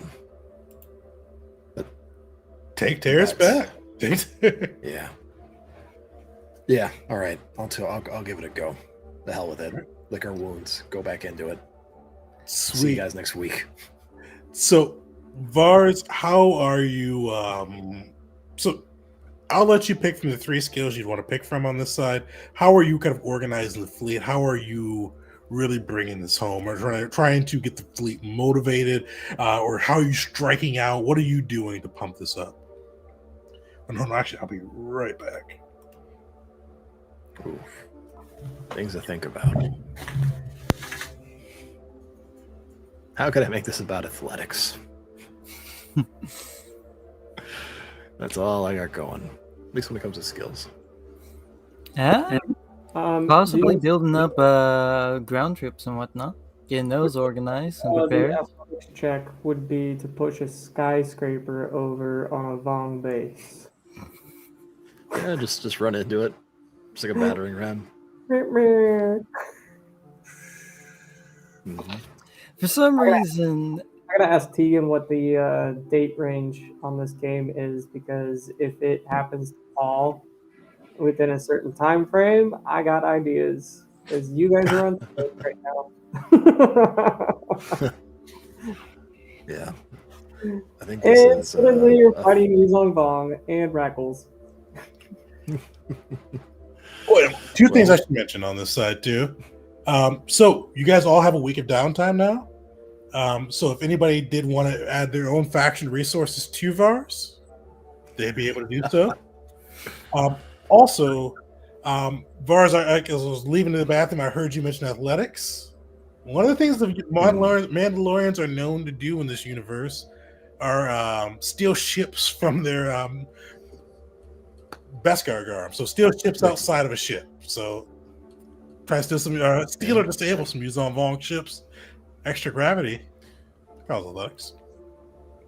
I mean, yeah, that's one of the things we could do. I mean, that or, lead the ground forces, because let's be real, Vars likes ground under his feet. So, either stealing ships or ground forces. You tell me, Tegan, which would make more sense here. Both work. Okay. Yeah, we'll do both. Hell yeah. All right. I'll give you that athletics roll. All right. yeah, the idea of stealing a ship immediately reminds me of the shaped Rancor we had to fight way back.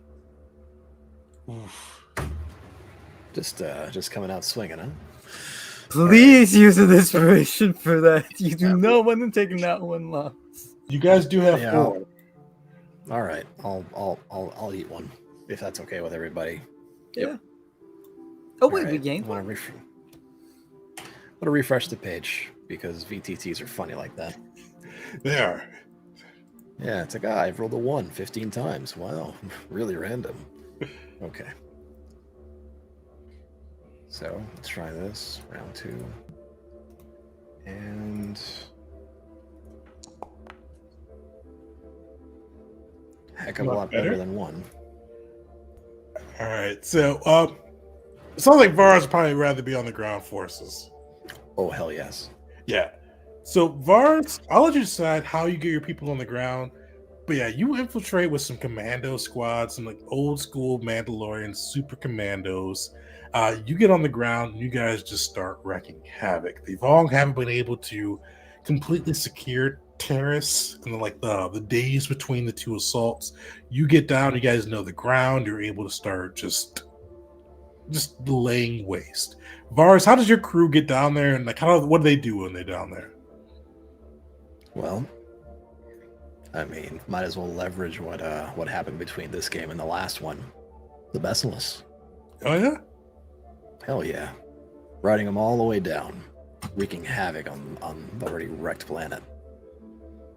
The thing is, you guys riding those Basilisks down, like it's two purposes on the side. It just, and actually two purposes, and kind of fits your strategy from the first Battle of Terrace. It pisses the Vong off, Piss them off. makes them sloppy, and lets you guys come through and just lay waste. Mhm. All right, Vars. With that, roll me a D100 plus 10? Yeah, plus 10.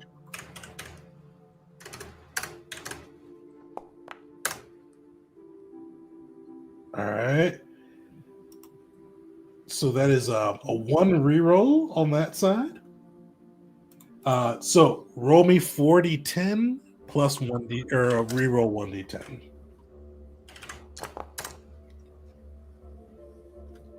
Oof.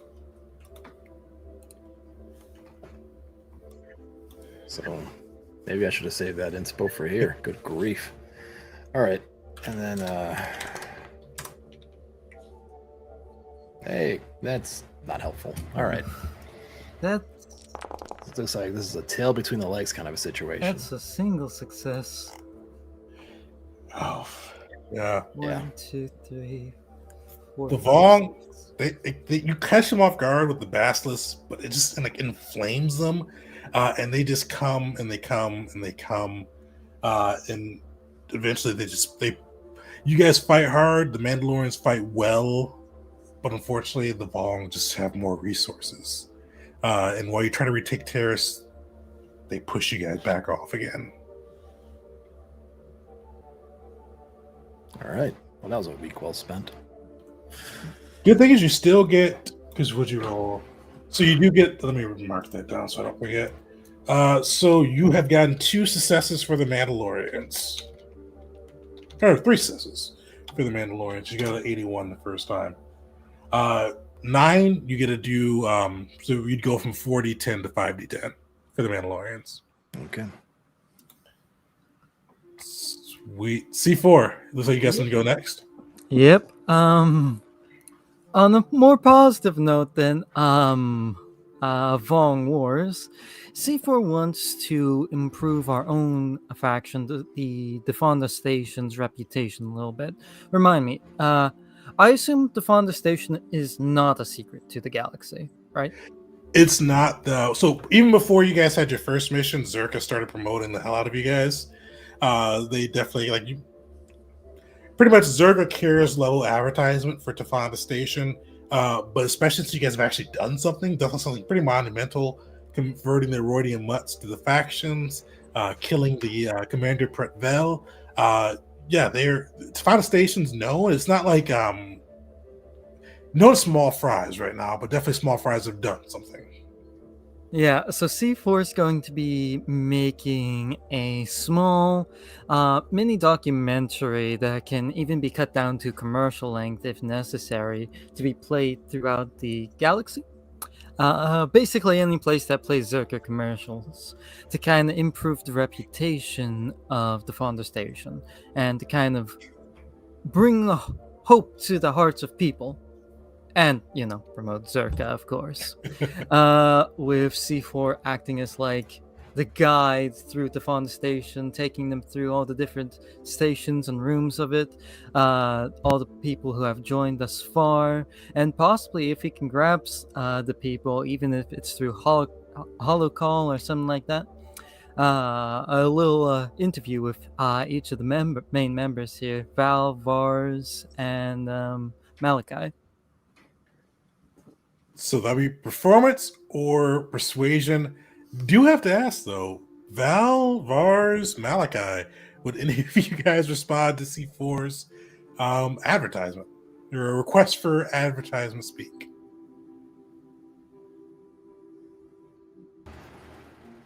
Knowing that C4 is likely not the most honest droid, I don't think he would frame it as an interview. For legal purposes, he must in this case. Yeah. Okay. Right, the litigation. Fortunately for him, on the field, yeah, maybe. But this is going to be witnessed by a lot of people. He's got to stick to the law. Malachi would less do an interview and more like, let's say, as you approach with the holo recorder and you're walking towards him with this proposal, you just see anything that's around him, be it a chair, some furniture, some trash, it doesn't matter. The storm that you've witnessed already starts whirling around him as he is just pissed at even your presence and the audacity that you would even ask him to do anything for you to help you. And you get all that on a recording, so he's going to use that as like Malachi's rage at the vault. Exactly. That's my intent here. But on the flip side, Malachi is just absolutely done with you at the moment until something changes that. But Yeah, you get the whirling storm, the lightning, purples and blues and flashing whites and just all that. And before the camera kind of cuts out, it's just shit flying at you. At some time during this week, C4 is going to send you a apology letter that's absolutely generated by some kind of artificial intelligence, not written by himself, which is ironic because he himself is a droid. Chat GPT. As well, GPT. yeah, pretty much. Space As, GPTs. as well as an apology gift, which is a set of glass eyes, which I think is just out of character. I think it's just this is insulting as Oh the my end god! credits. Oh my god! I Uh, might kill you. I hope you have a second character. I have a couple in mind just in case. C4 is a very antagonistic character, but Val, how would Val's reaction be to C4 asking for an interview?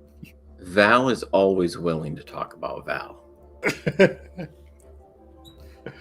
And instantly I know there's a director's cut posted of like an uninterrupted like 5-hour interview with just Val. From one question. You like get up and walk out, and he's still talking. It's just, what is your favorite color? I feel like C4 at some point is a little exasperated, but that kind of gets pulled into Val's story at some point. Like, too, like, damn, is this real? Like, fact checking it, it's like, well, he actually did that. Yeah, I probably Val confirmed it or not, but I probably feel like he spent a lot of his time talking about his recent exploits on Nalhetta. How he just like, pointed to a spot on the map, found the ball, killed the guy, stabbed him through the heart, saved the day. Yeah, so that's definitely getting put in the documentary. Any particular catchphrase from Val? Oh, I think we're gonna go with the Hunter of Hunters. Hunter of Hunters. Yep. You can't give yourself a title, and I mean it was given to me. Given straight from the big boss Granick from the Huts. The title, Hunter of Hunters. And then finally C4 approaching Vars, who's likely still mid-war during this, or this could possibly be nearing the end of the week where the Battle Fatalis is dead and done. How would Vars' reaction be to C4 asking for an interview?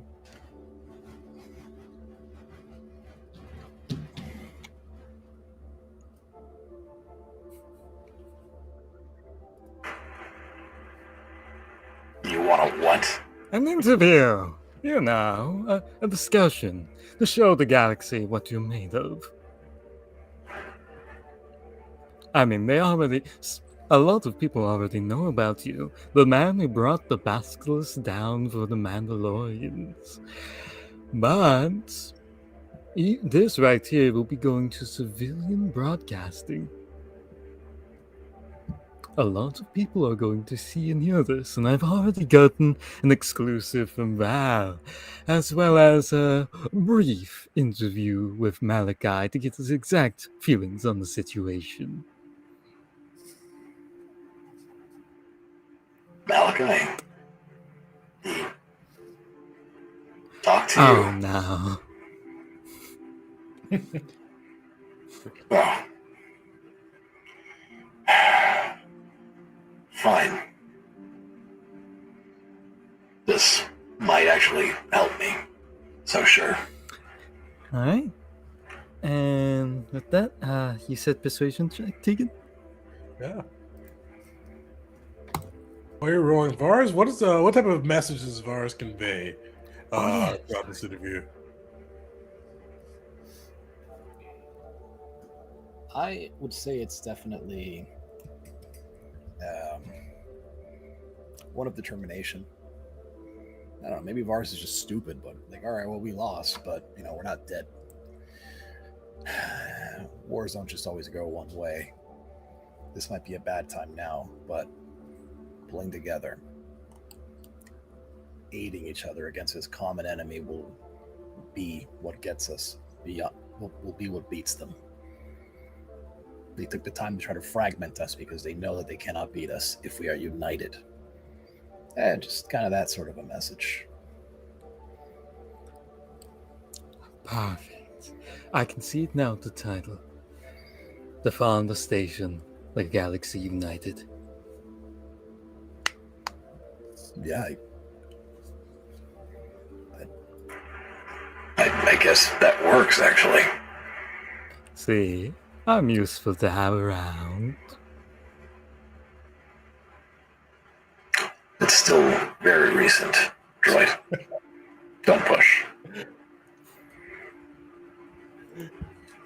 He does not actually push me. Like, Yes. normally they'd be equipped or something. He holds his tongue. Yep. I don't know if you're doing this for personal gain or whatever the case may be, but this can help us. The galaxy as a whole, I mean. I live in this galaxy. I'd rather not see it taken over by those who would destroy everything. Well, specifically you.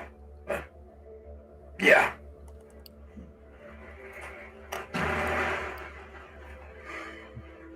Perfect. Oh, go ahead.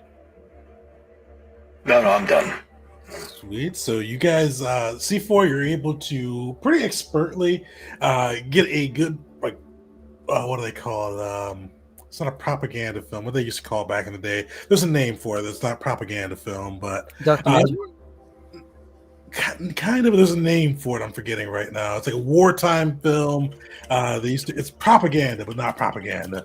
But between showing the fury of Malachi unleashed, the crackling of the storms, the swirling of debris, the true fury of the dark side, hearing of Val's numerous accomplishments from his recent on Now Hutta, to whatever came to Val's mind that day during his interview, to hearing about Var's determination, even in the face of the loss of Terrace, the unrelenting resolve of the Mandalorians, you get a pretty solid video.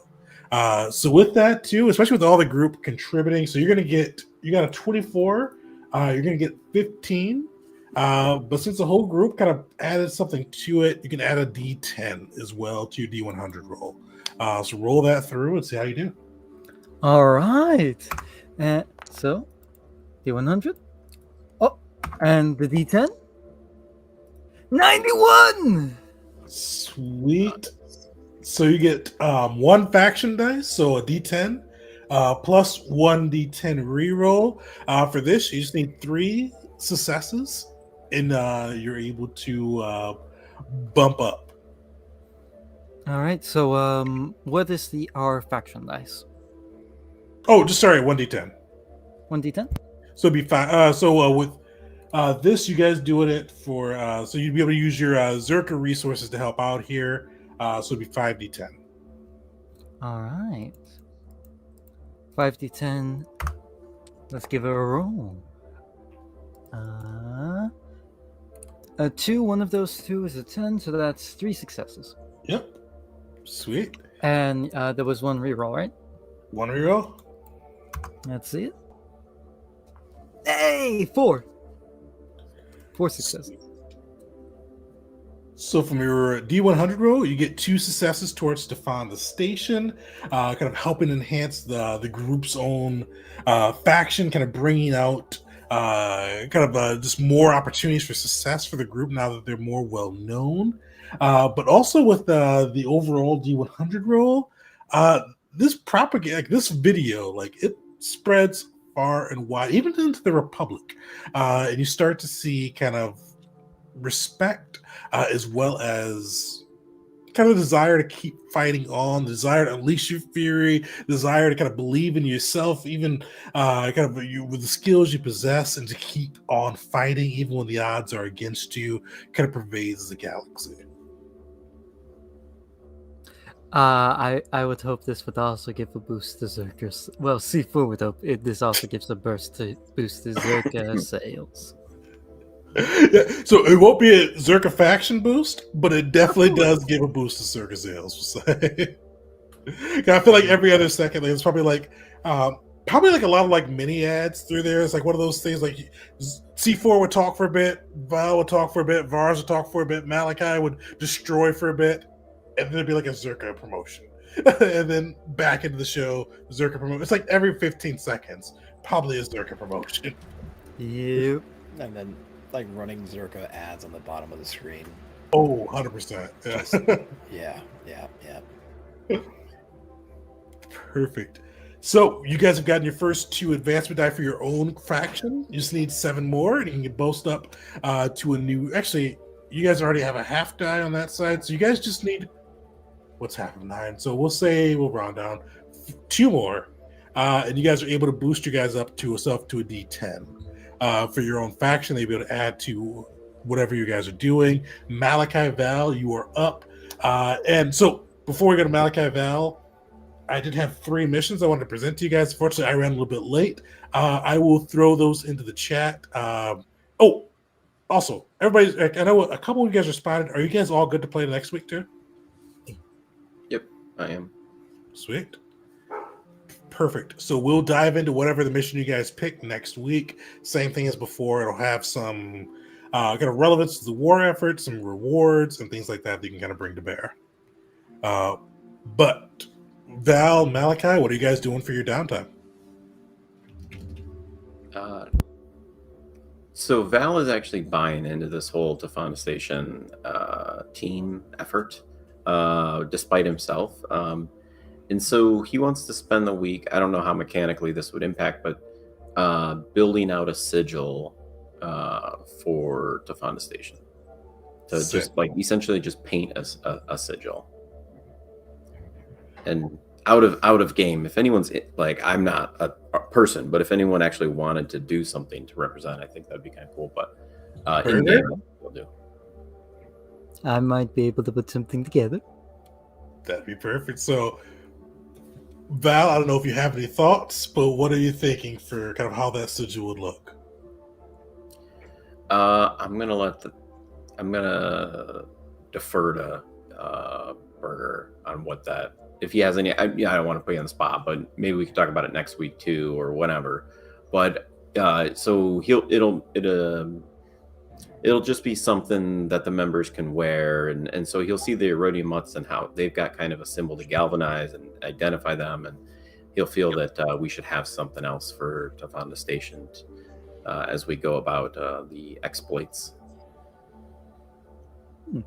It could be like little loops, like circles of the sigils of each faction that are kind of interlocked with each other.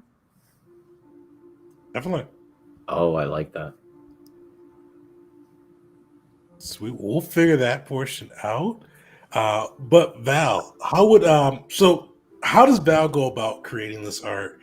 Is he like, because I forgot how Val painted last time, but is he doing this more from like performance end? Is he trying to persuade the people of the galaxy? Is he just kind of like throwing paint aggressively at the thing and kind of seeing what shakes out of the picture? How does Val go about creating his art?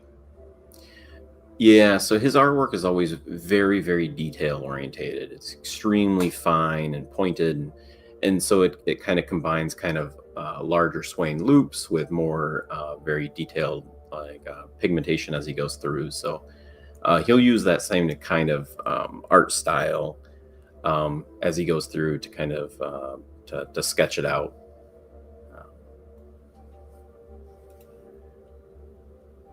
Perfect. So I will say I'm only so good of an artist. I will do my best. It'll be better than I can do. Got this. Yes. Sweet. So with that, I would say you got your choice of kind of performance, sleight of hand, or maybe even persuasion as you kind of try to build this evocative art. We'll go sleight of hand on this one.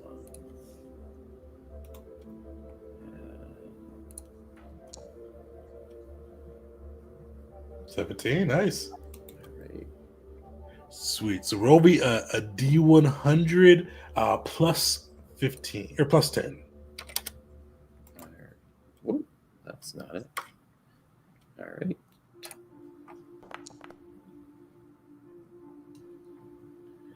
All right. So 59. So you get one success as well as one re-roll of the D10 as well. So roll me forward D10, kind of representing the kind of the hut resources you bring to bear and building this out. Same thing as before. 3 successes will net you another success. Yeah. So 3 successes of the D10 will net you another success for the faction.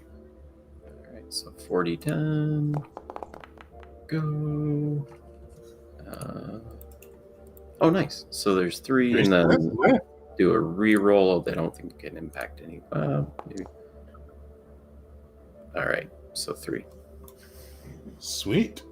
You guys have earned your first D10 for the Tefanda Station faction die, and kind of cemented you guys as your own faction. With that, too, you guys were able to pick one premium expendable of your choice. So it's expendable, so it must be something that you use it once, it's gone. So whether it be explosion, whatever it be, health, whatever it is, you guys get to pick that as just Tefanda Stations, expanded their own resources, and kind of hooked up their patrons. And now has their own little sick logo too.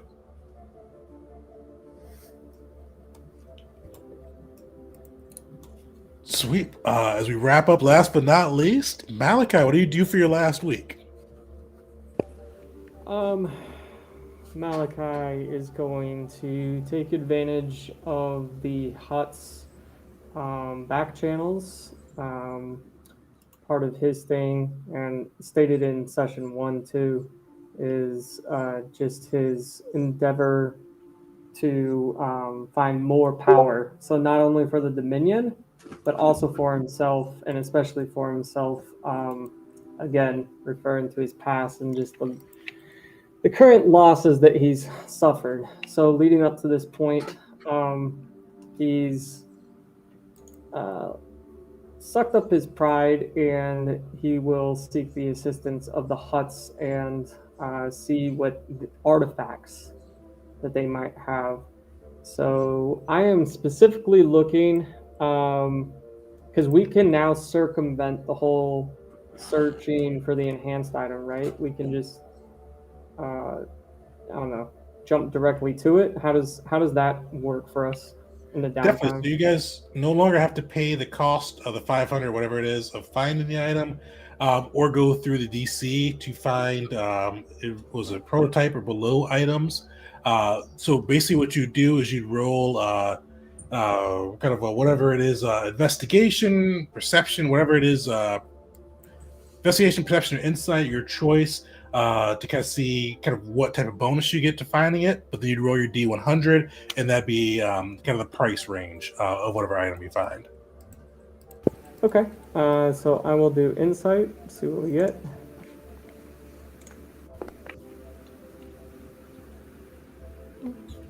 Sweet, so you get a plus, what you got, 15 plus 10 there.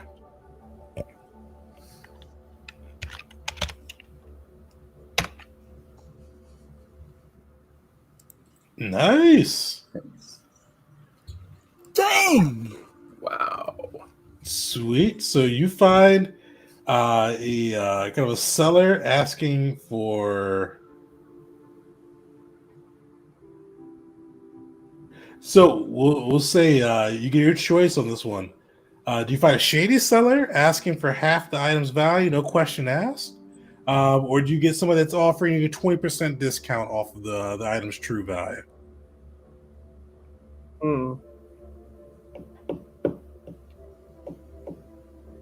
Well, when I'm looking at the item, I want to ensure that it is quality and is what I want.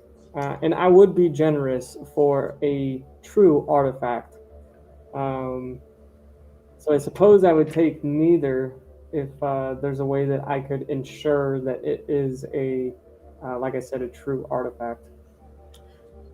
Well, the 20% guy, you definitely know his stuff is legit. Okay. The shady guy is really not letting you get a good look. It's a toss up. Okay. Well, I guess that makes the choice very easy. I will go with the 20% guy. And the specific artifact that I would be looking for would be the Circlet of Persistence. But I guess we could reflavor that as maybe some other type of artifact. It could be something that I could adorn on my head or add to my mask, maybe. But it's a prototype and specific to the consular. Perfect. Roll me 2d10 plus 1 times 2,500.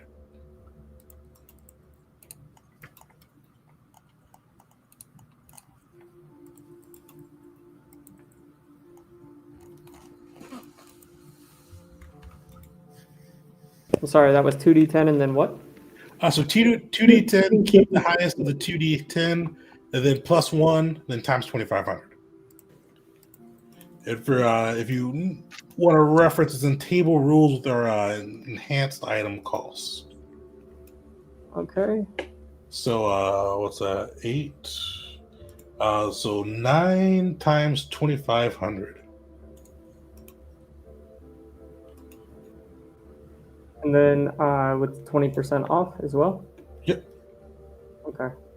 Times 0.2. So that's that'd be 22,500 minus 4,500. So down to 18,500. So 18,000 credits. Cool. Yeah, I fork over that money. Let me look at our chat real quick. I've got 19,625 credits. Down to 1,625. Nice.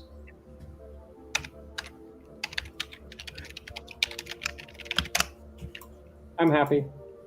There we go. Perfect. We were able to acquire it. Oh, go ahead. The best thing is that this is legit why I've been holding on to all these credits just for this moment.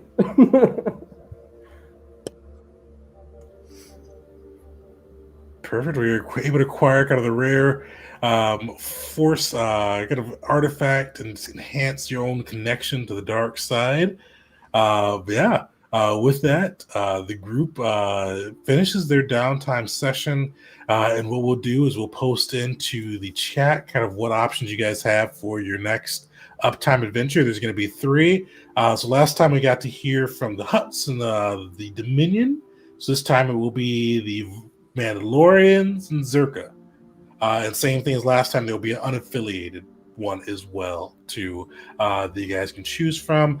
So I will post that in probably tomorrow morning into the chat. You guys get to vote on that, and then next Tuesday we'll dive into whatever that adventure is. Nice. Sweet. I really liked the faction adventures, I should say. This was really cool. Oh, thanks, man. I'm glad you guys I wasn't sure about it for a while, but yeah, I thought it'd be kind of a fun way to see what's going on in the galaxy and how you guys can impact it too. A little frustrating, but fun. Yeah, you did not have the best rolls. Yeah, that was your best one, and oh boy, oh well. Say la vie. Bars, hopefully you got it next time. Mandalorian to come back with a vengeance. I hope so, man. Yowza. Perfect. Well, thanks everybody for hanging out. Come back next Tuesday, a little bit earlier, 7 p.m. Eastern time. We'll get into the next adventure. Thanks for hanging out. Until next time, everybody.